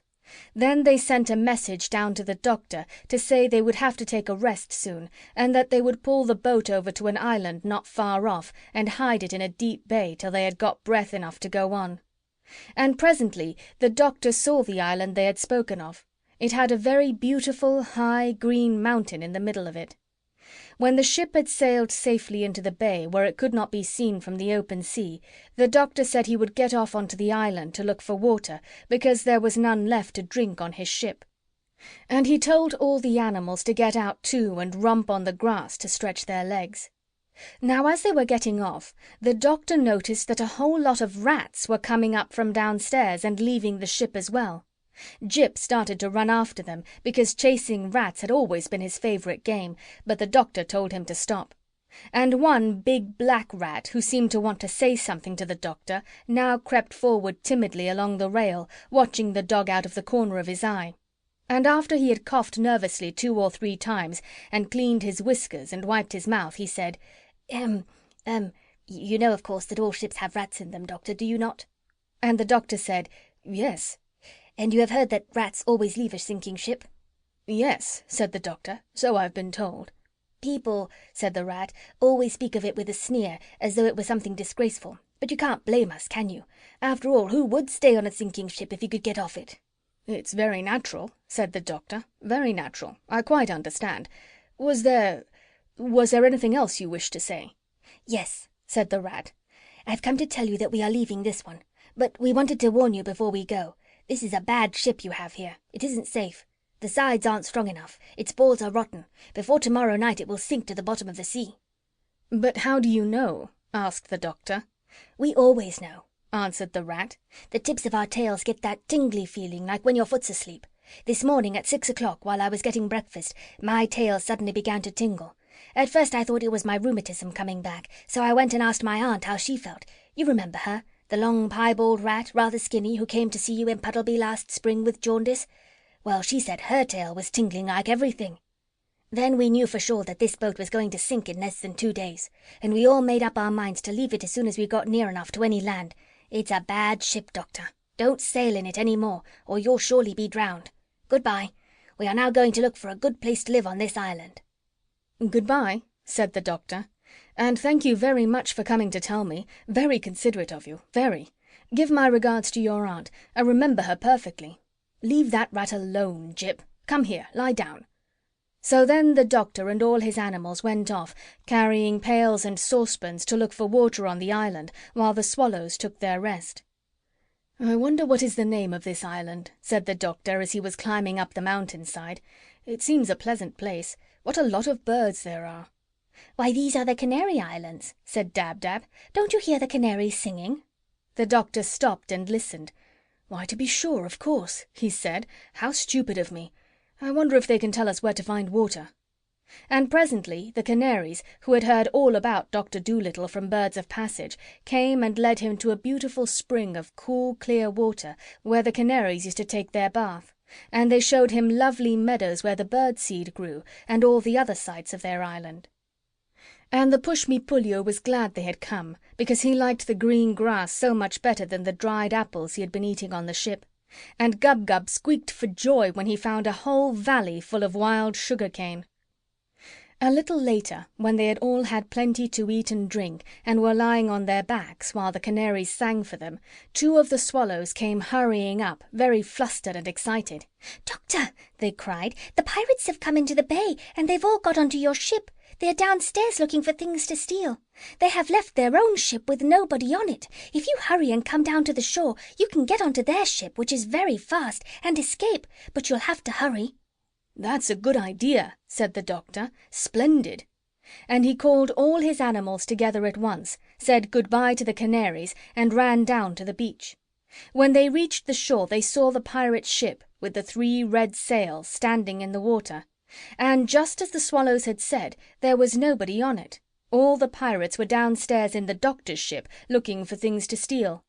So John Dolittle told his animals to walk very softly, and they all crept onto the pirate ship. End of chapter 14.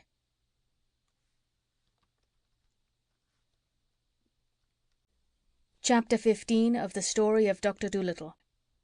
The Barbary Dragon. Everything would have gone all right if the pig had not caught a cold in his head while eating the damp sugar-cane on the island. This is what happened.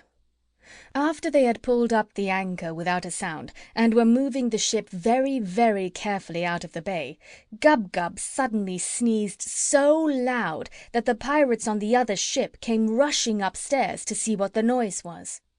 As soon as they saw that the doctor was escaping, they sailed the other boat right across the entrance to the bay, so that the doctor could not get out into the open sea. Then the leader of these bad men, who called himself Ben Ali the Dragon, shook his fist at the doctor and shouted across the water, "Ha ha! You are caught, my fine friend. You were going to run off in my ship, eh? But you are not a good enough sailor to beat Ben Ali the Barbary Dragon.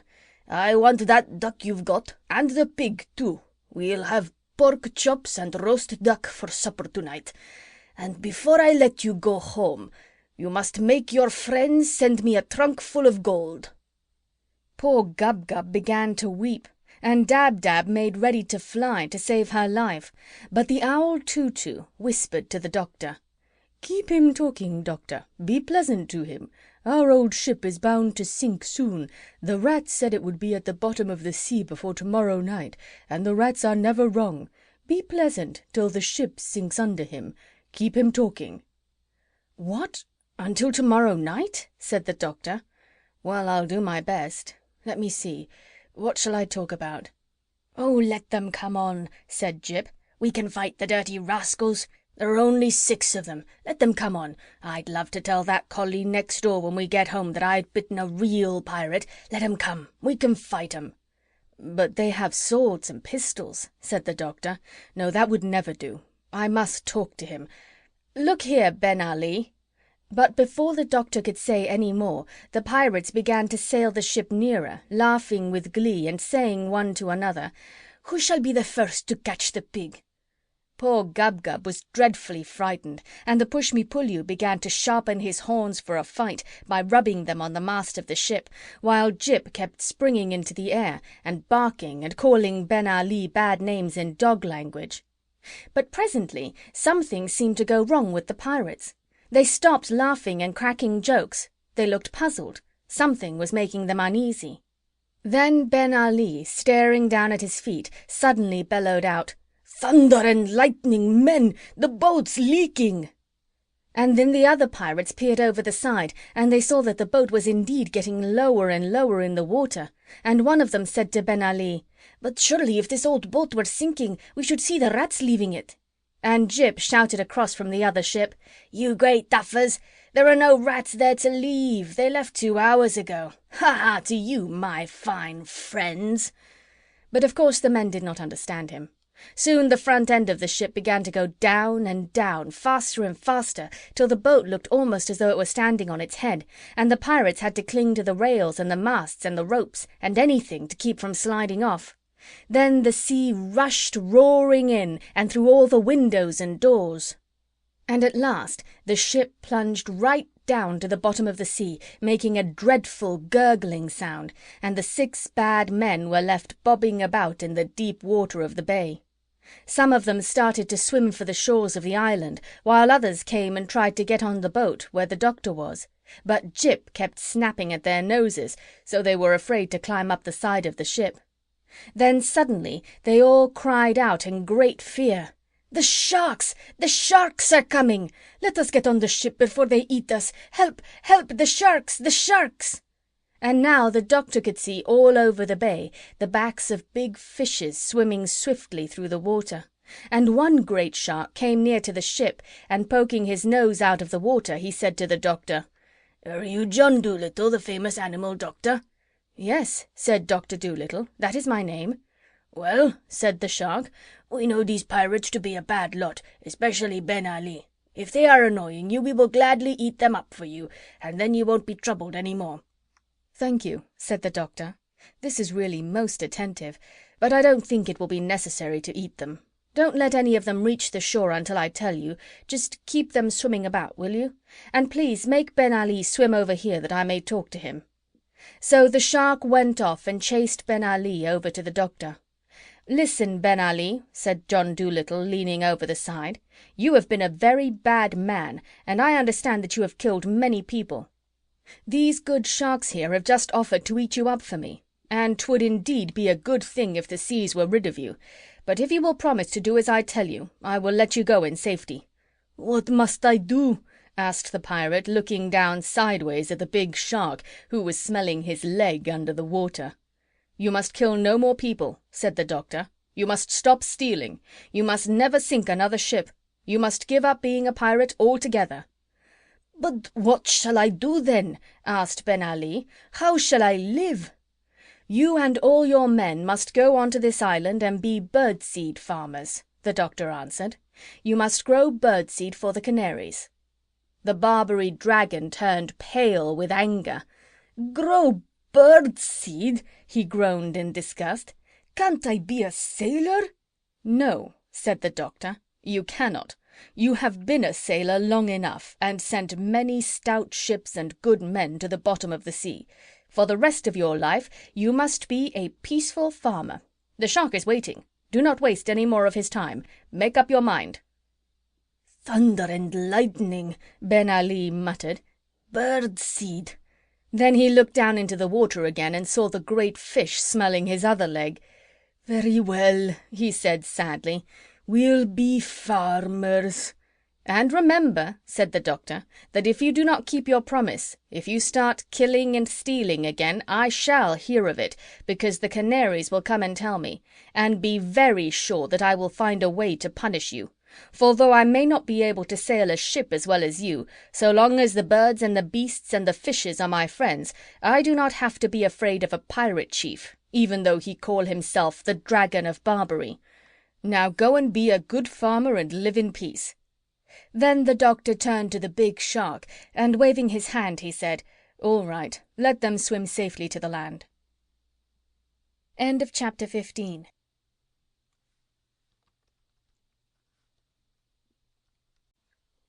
Chapter 16 of the Story of Doctor Dolittle. Tutu the Listener. Having thanked the sharks again for their kindness, the doctor and his pets set off once more on their journey home in the swift ship with the 3 red sails. As they moved out into the open sea, the animals all went downstairs to see what their new boat was like inside, while the doctor leant on the rail at the back of the ship with a pipe in his mouth, watching the Canary Islands fade away in the blue dusk of the evening. While he was standing there, wondering how the monkeys were getting on and what his garden would look like when he got back to Puddleby, Dab-Dab came tumbling up the stairs, all smiles and full of news. "Doctor," she cried, "this ship of the pirates is simply beautiful, absolutely. The beds downstairs are made of primrose silk, with hundreds of big pillows and cushions. There are thick, soft carpets on the floors, the dishes are made of silver, and there are all sorts of good things to eat and drink, special things.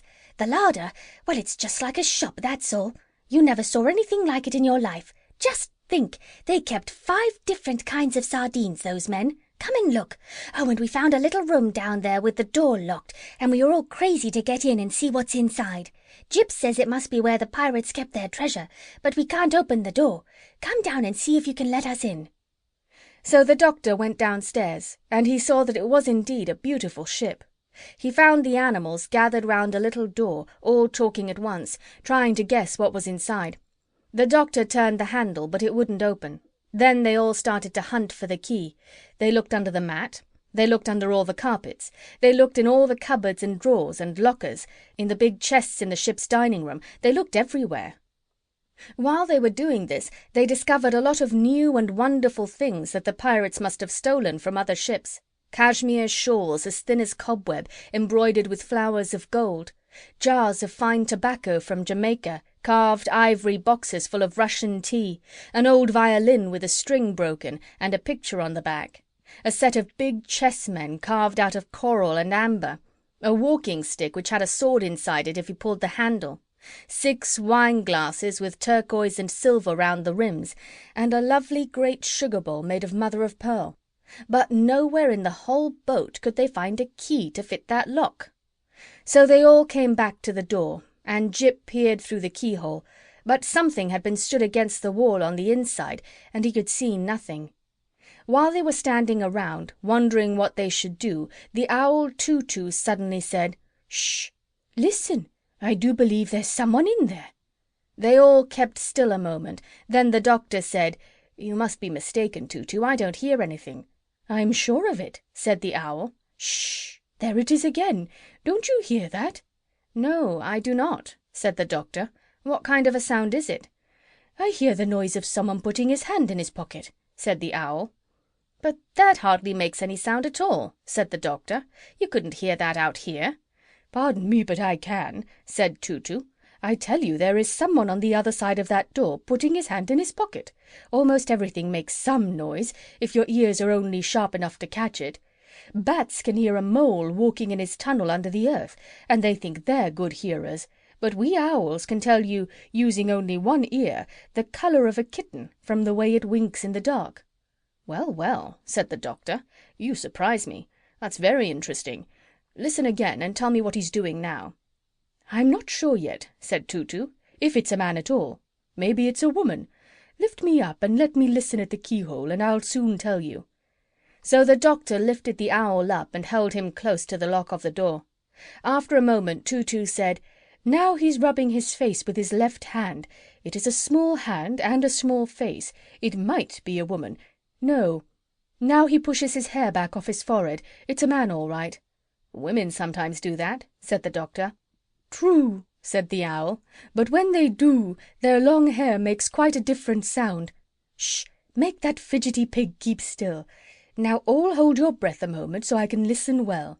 This is very difficult, what I'm doing now, and the pesky door is so thick. Shh! Everybody quite still. Shut your eyes and don't breathe." Tutu leaned down and listened again very hard and long. At last he looked up into the doctor's face and said, "The man in there is unhappy. He weeps. He has taken care not to blubber or sniffle, lest we should find out that he is crying, but I heard quite distinctly the sound of a tear falling on his sleeve." "How do you know it wasn't a drop of water falling off the ceiling on him?" asked Gub-Gub. "Pshaw! Such ignorance!" sniffed Tutu. "A drop of water falling off the ceiling would have made 10 times as much noise." "Well," said the doctor, "if the poor fellow's unhappy, we've got to get in and see what's the matter with him. Find me an axe and I'll chop the door down." End of chapter 16.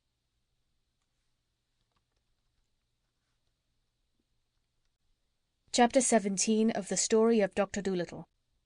The Ocean Gossips. Right away an axe was found, and the doctor soon chopped a hole in the door big enough to clamber through. At first he could see nothing at all, it was so dark inside, so he struck a match. The room was quite small, no window, the ceiling low. For furniture there was only one little stool. All round the room big barrels stood against the walls, fastened at the bottom so they wouldn't tumble with the rolling of the ship. And above the barrels pewter jugs of all sizes hung from wooden pegs. There was a strong winey smell, and in the middle of the floor sat a little boy about 8 years old, crying bitterly. "I declare, it is the pirates' rum-room," said Jip in a whisper. "Yes, very rum," said Gub-Gub. "The smell makes me giddy." The little boy seemed rather frightened to find a man standing there before him and all those animals staring in through the hole in the broken door. But as soon as he saw John Dolittle's face by the light of the match, he stopped crying and got up. "You aren't one of the pirates, are you?" he asked. And when the doctor threw back his head and laughed long and loud, the little boy smiled too and came and took his hand. "You laugh like a friend," he said, "not like a pirate. Could you tell me where my uncle is?" "I'm afraid I can't," said the doctor. "When did you see him last?" "It was the day before yesterday," said the boy. "I and my uncle were out fishing in our little boat when the pirates came and caught us. They sunk our fishing boat and brought us both onto this ship. They told my uncle that they wanted him to be a pirate like them, for he was clever at sailing a ship in all weathers, but he said he didn't want to be a pirate because killing people and stealing was no work for a good fisherman to do. Then the leader, Ben Ali, got very angry and gnashed his teeth and said they would throw my uncle into the sea if he didn't do as they said. They sent me downstairs, and I heard the noise of a fight going on above. And when they let me come up again next day, my uncle was nowhere to be seen. I asked the pirates where he was, but they wouldn't tell me. I'm very much afraid they threw him into the sea and drowned him." And the little boy began to cry again. "Well, now, wait a minute," said the doctor. "Don't cry. Let's go and have tea in the dining room and we'll talk it over. Maybe your uncle is quite safe all the time. You don't know that he was drowned, do you? And that's something. Perhaps we can find him for you. First we'll go and have tea with strawberry jam, and then we will see what can be done." All the animals had been standing around listening with great curiosity, And when they had gone into the ship's dining room and were having tea, Dab-Dab came up behind the doctor's chair and whispered, "Ask the porpoises if the boy's uncle was drowned. They'll know." "All right," said the doctor, taking a second piece of bread and jam. "What are those funny clicking noises you're making with your tongue?" asked the boy. "Oh, I just said a couple of words in duck language," the doctor answered. "This is Dab-Dab, one of my pets." "I didn't even know that ducks had a language," said the boy. "Are all these other animals your pets too? What is that strange-looking thing with two heads?" "Shh," the doctor whispered. "That is the push-me-pull-you. Don't let him see we're talking about him. He gets so dreadfully embarrassed. Tell me, how did you come to be locked up in that little room?" "The pirates shut me in there when they were going off to steal things from another ship. When I heard someone chopping on the door, I didn't know who it could be.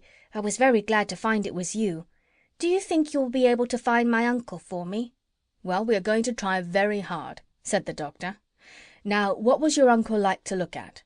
"He had red hair," the boy answered, "very red hair, and the picture of an anchor tattooed on his arm. He was a strong man, a kind uncle, and the best sailor in the South Atlantic. His fishing boat was called the Saucy Sally, a cutter-rigged sloop." "What's cutter-rigged sloop?" whispered Gub-Gub, turning to Jip. "Shh! That's the kind of ship the man had," said Jip. "Keep still, can't you?" "Oh," said the pig. "Is that all? I thought it was something to drink." So the doctor left the boy to play with the animals in the dining room and went upstairs to look for passing porpoises. And soon a whole school came dancing and jumping through the water on their way to Brazil. When they saw the doctor leaning on the rail of his ship, they came over to see how he was getting on. And the doctor asked them if they had seen anything of a man with red hair and an anchor tattooed on his arm. "Do you mean the master of the Saucy Sally?" asked the porpoises. "Yes," said the doctor, "that's the man. Has he been drowned?" "His fishing sloop was sunk," said the porpoises, "for we saw it lying on the bottom of the sea, but there was nobody inside it because we went and looked." "His little nephew is on the ship with me here," said the doctor, "and he is terribly afraid that the pirates threw his uncle into the sea. Would you be so good as to find out for me for sure whether he has been drowned or not?" "Oh, he isn't drowned," said the porpoises. "If he were, we would be sure to have heard of it from the deep-sea decapods. We hear all the saltwater news. The shellfish call us the ocean gossips. No, tell the little boy we are sorry we do not know where his uncle is, but we are quite certain he hasn't been drowned in the sea." So the doctor ran downstairs with the news and told the nephew, who clapped his hands with happiness, and the push-me-pull-you took the little boy on his back and gave him a ride around the dining table, while all the other animals followed behind, beating the dish covers with spoons, pretending it was a parade. End of chapter 17.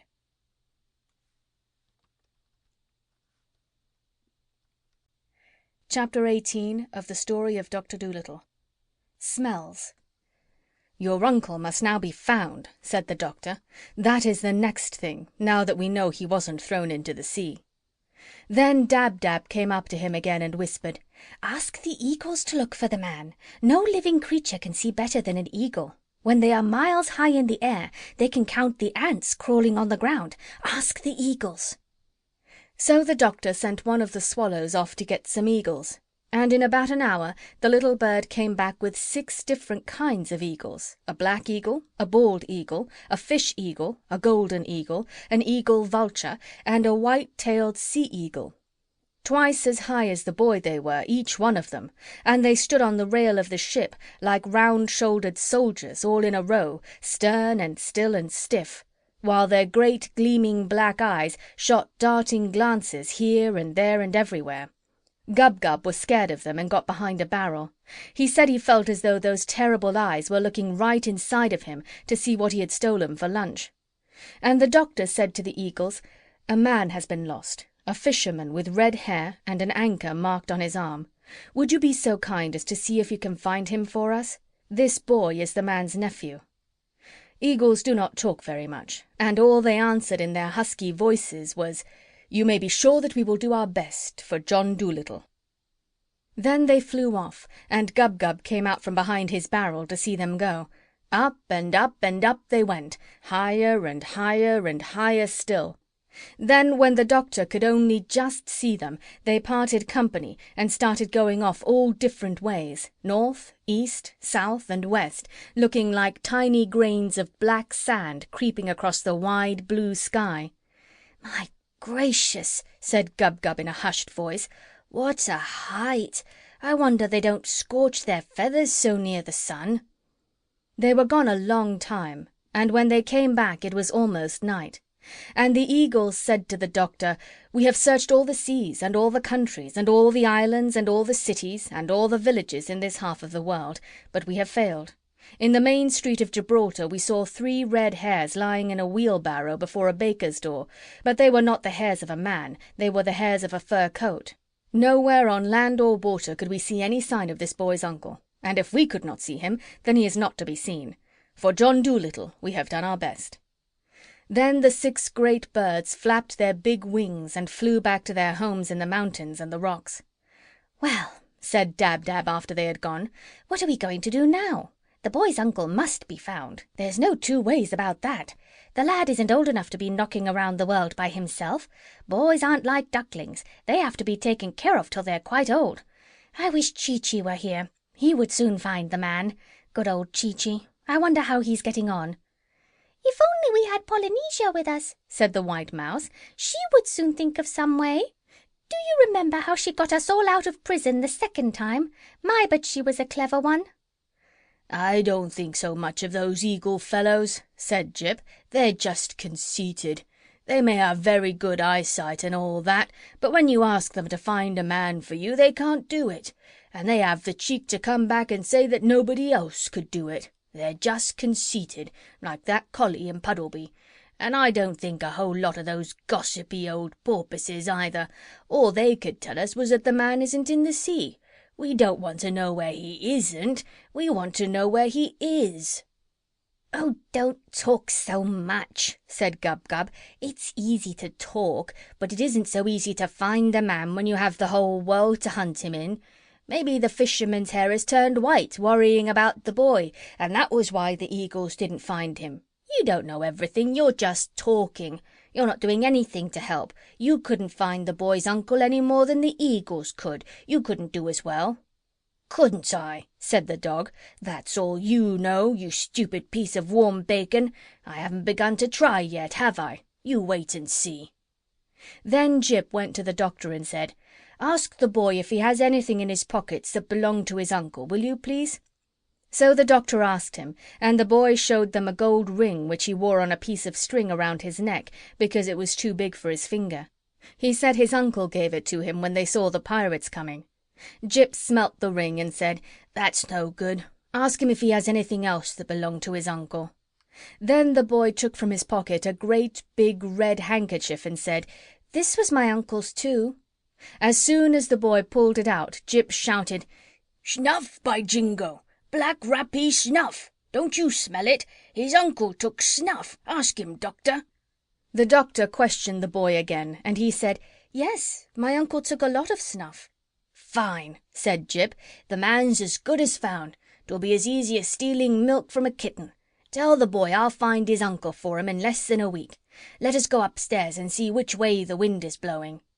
"But it is dark now," said the doctor. "You can't find him in the dark." "I don't need any light to look for a man who smells of black rappee snuff," said Jip as he climbed the stairs.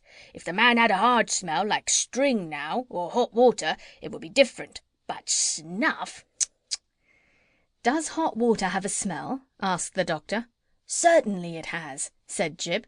"Hot water smells quite different from cold water. It is warm water or ice that has a really different smell. Why, I once followed a man for 10 miles on a dark night by the smell of the hot water he had used to shave with, for the poor fellow had no soap. Now then, let us see which way the wind is blowing. Wind is very important in long-distance smelling. It mustn't be too fierce a wind, and of course it must blow the right way. A nice steady damp breeze is the best of all. Ha! This wind is from the north." Then Jip went up to the front of the ship and smelt the wind, and he started muttering to himself. "Tar, Spanish onions, kerosene oil, wet raincoats, crushed laurel leaves, rubber burning, lace curtains being washed—no, my mistake, lace curtains hanging out to dry, And foxes, hundreds of 'em, cubs, and—" "Can you really smell all those different things in this one wind?" asked the Doctor. "Why, of course," said Jip. "And those are only a few of the easy smells, the strong ones. Any mongrel could smell those with a cold in the head. Wait now, and I'll tell you some of the hardest scents that are coming on this wind, a few of the dainty ones." Then the dog shut his eyes tight, poked his nose straight up in the air, and sniffed hard, with his mouth half open. For a long time he said nothing. He kept as still as a stone. He hardly seemed to be breathing at all. When at last he began to speak, it sounded almost as though he were singing, sadly, in a dream. "Bricks," he whispered, very low. "Old yellow bricks, crumbling with age in a garden wall. The sweet breath of young cows standing in a mountain stream. The lead roof of a dovecote, or perhaps a granary, with the midday sun on it. Black kid gloves lying in a bureau drawer of walnut wood. A dusty road with a horse's drinking trough beneath the sycamores. Little mushrooms bursting through the rotting leaves. And... "Any parsnips?" asked Gub-Gub. "No," said Jip. "You always think of things to eat. No parsnips whatever. And no snuff. Plenty of pipes and cigarettes and a few cigars, but no snuff. We must wait till the wind changes to the south." "Yes, it's a poor wind, that," said Gub-Gub. "I think you're a fake, Jip. Whoever heard of finding a man in the middle of the ocean just by smell? I told you couldn't do it." "Look here," said Jip, getting really angry. "You're going to get a bite on the nose in a minute. You needn't think that just because the Doctor won't let us give you what you deserve that you can be as cheeky as you like." "Stop quarrelling," said the Doctor. "Stop it. Life's too short. Tell me, Jip, where do you think those smells are coming from?" "From Devon and Wales, most of them," said Jip. "The wind is coming that way." "Well, well," said the Doctor. "You know, that's really quite remarkable. Quite. I must make a note of that for my new book. I wonder if you could train me to smell as well as that. But no, perhaps I'm better off the way I am. Enough is as good as a feast, they say. Let's go down to supper. I'm quite hungry." "So am I," said Gub-Gub. End of chapter 18.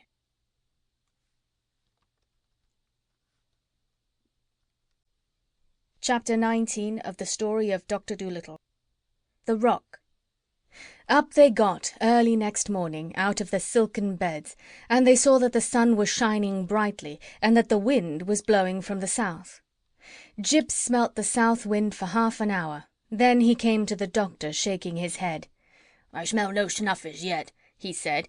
"We must wait till the wind changes to the east." But even when the east wind came at 3 o'clock that afternoon, the dog could not catch the smell of snuff. The little boy was terribly disappointed and began to cry again, saying that no one seemed to be able to find his uncle for him.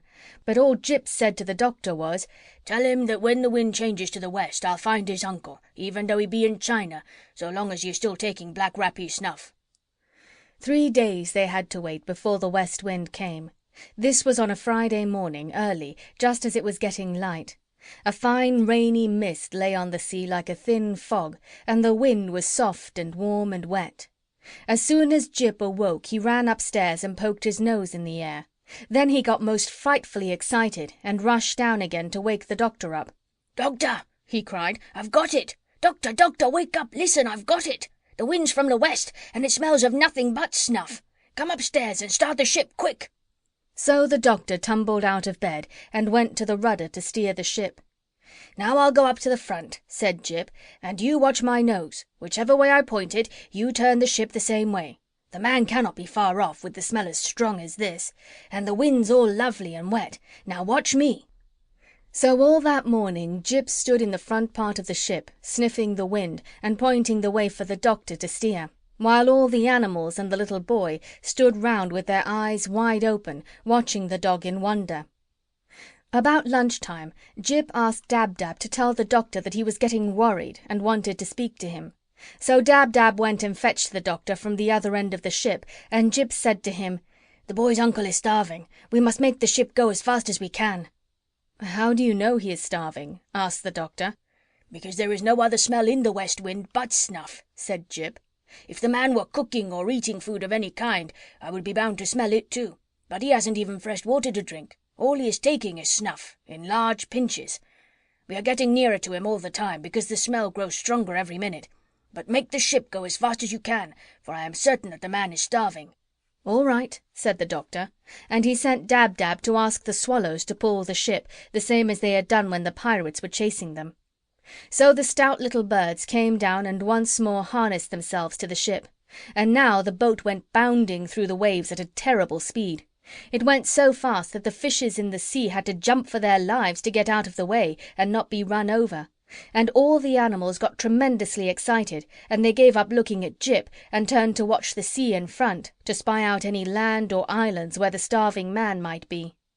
But hour after hour went by, and still the ship went rushing on, over the same flat, flat sea, and no land anywhere came in sight. And now the animals gave up chattering and sat around silent, anxious, and miserable. The little boy again grew sad, and on Jip's face there was a worried look. At last, late in the afternoon, just as the sun was going down, the owl Tutu, who was perched on the tip of the mast, suddenly startled them all by crying out at the top of his voice, "Jip! Jip! I see a great, great rock in front of us. Look way out there where the sky and the water meet. See the sun shine on it like gold. Is the smell coming from there?" And Jip called back, "Yes, that's it. That is where the man is. At last, at last." And when they got nearer, they could see that the rock was very large as a big field.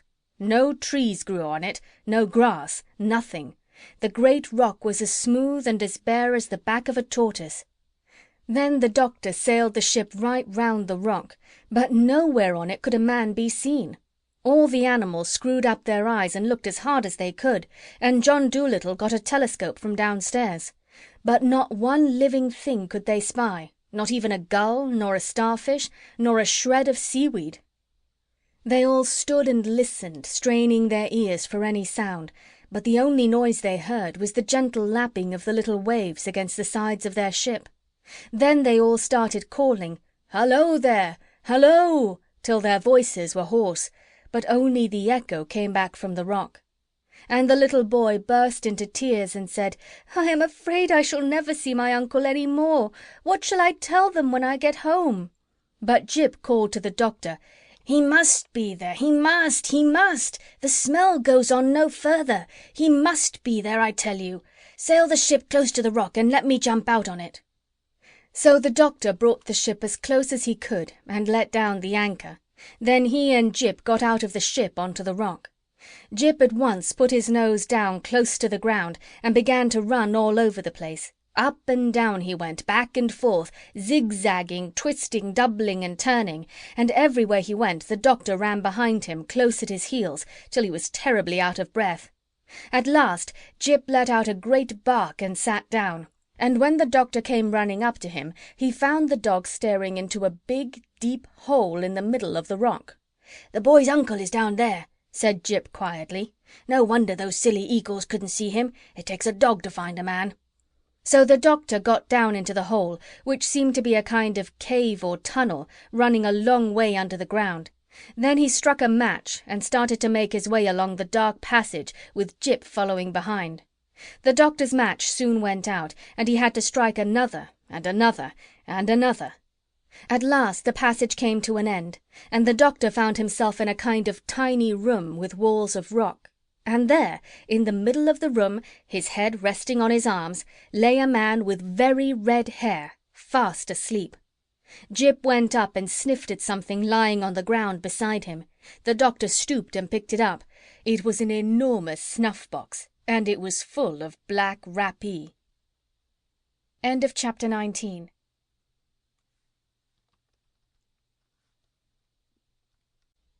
Chapter 20 of the Story of Doctor Dolittle. The Fisherman's Town. Gently then, very gently, the doctor woke the man up.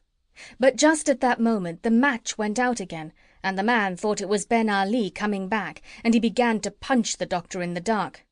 But when John Dolittle told him who it was, and that he had his little nephew safe on his ship, the man was tremendously glad, and said he was sorry he had fought with the doctor. He had not hurt him much, though, because it was too dark to punch properly. Then he gave the doctor a pinch of snuff.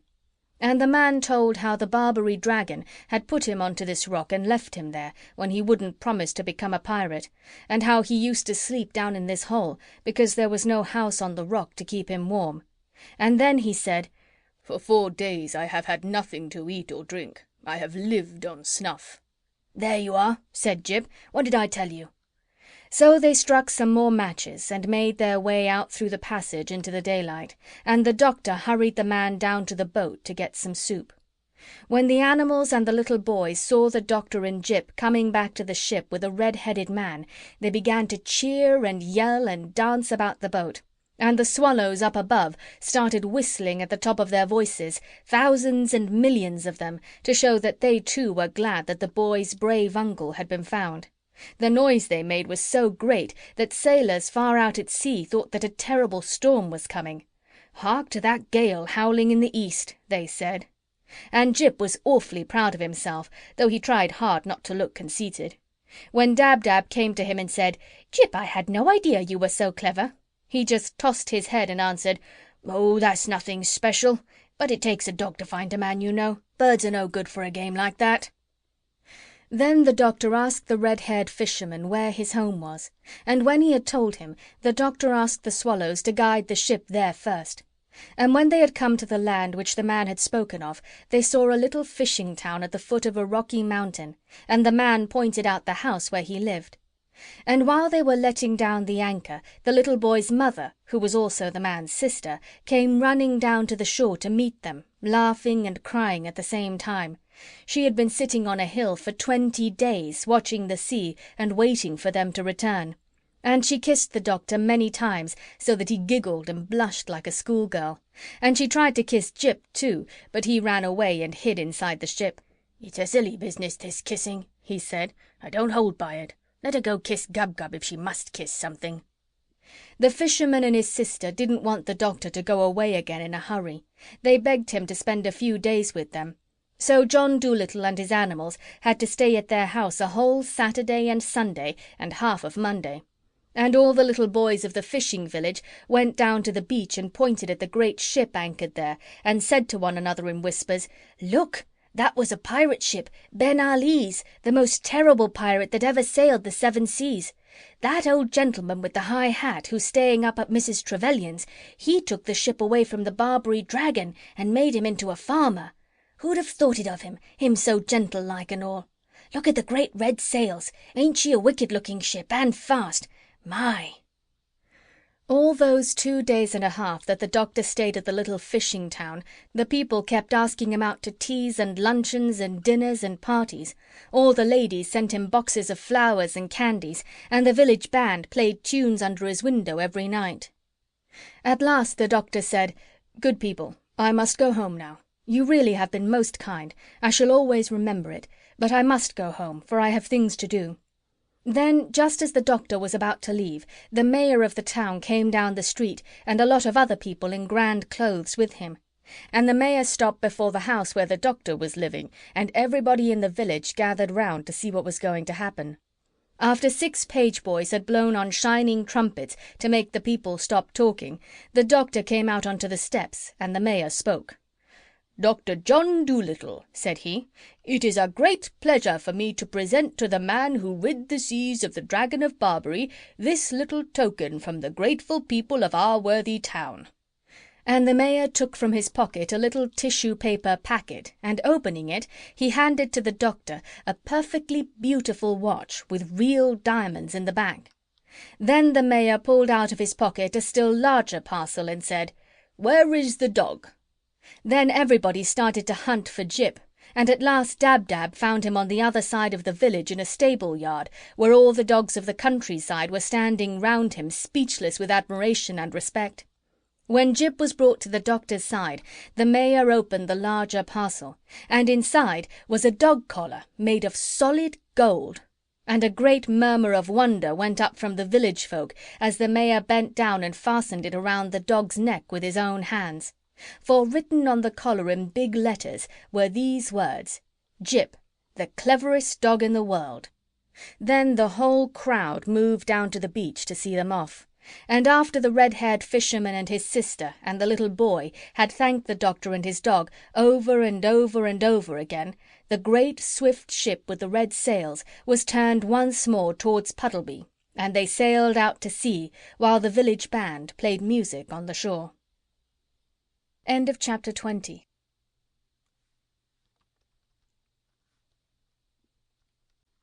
Chapter 21 of the Story of Doctor Dolittle. Home again.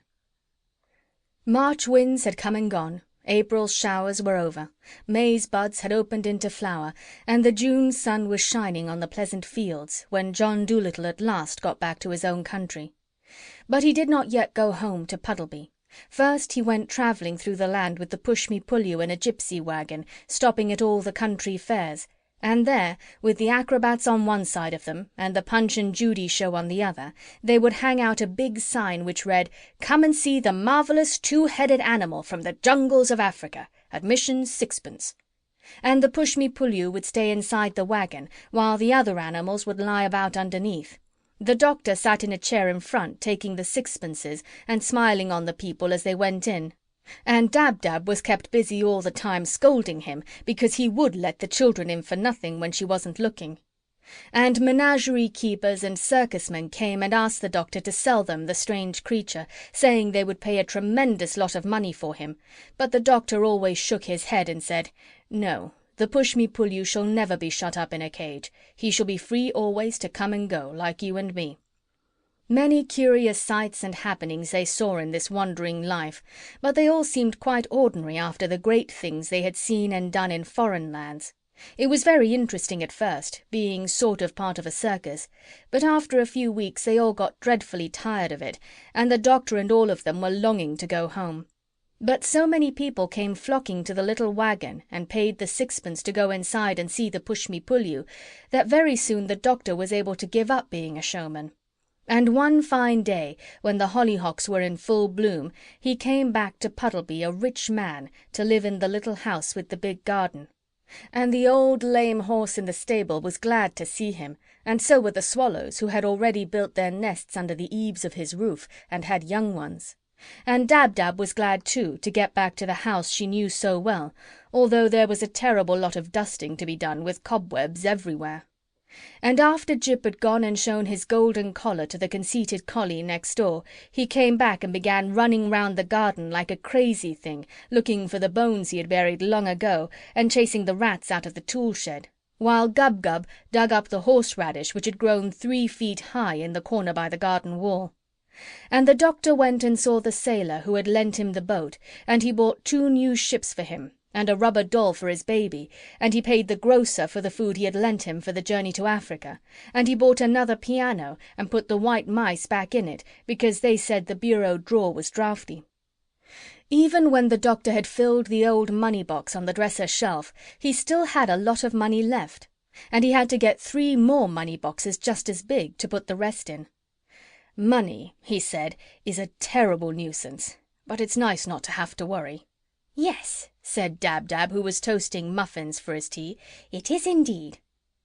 And when the winter came again, and the snow flew against the kitchen window, the doctor and his animals would sit round the big warm fire after supper, and he would read aloud to them out of his books.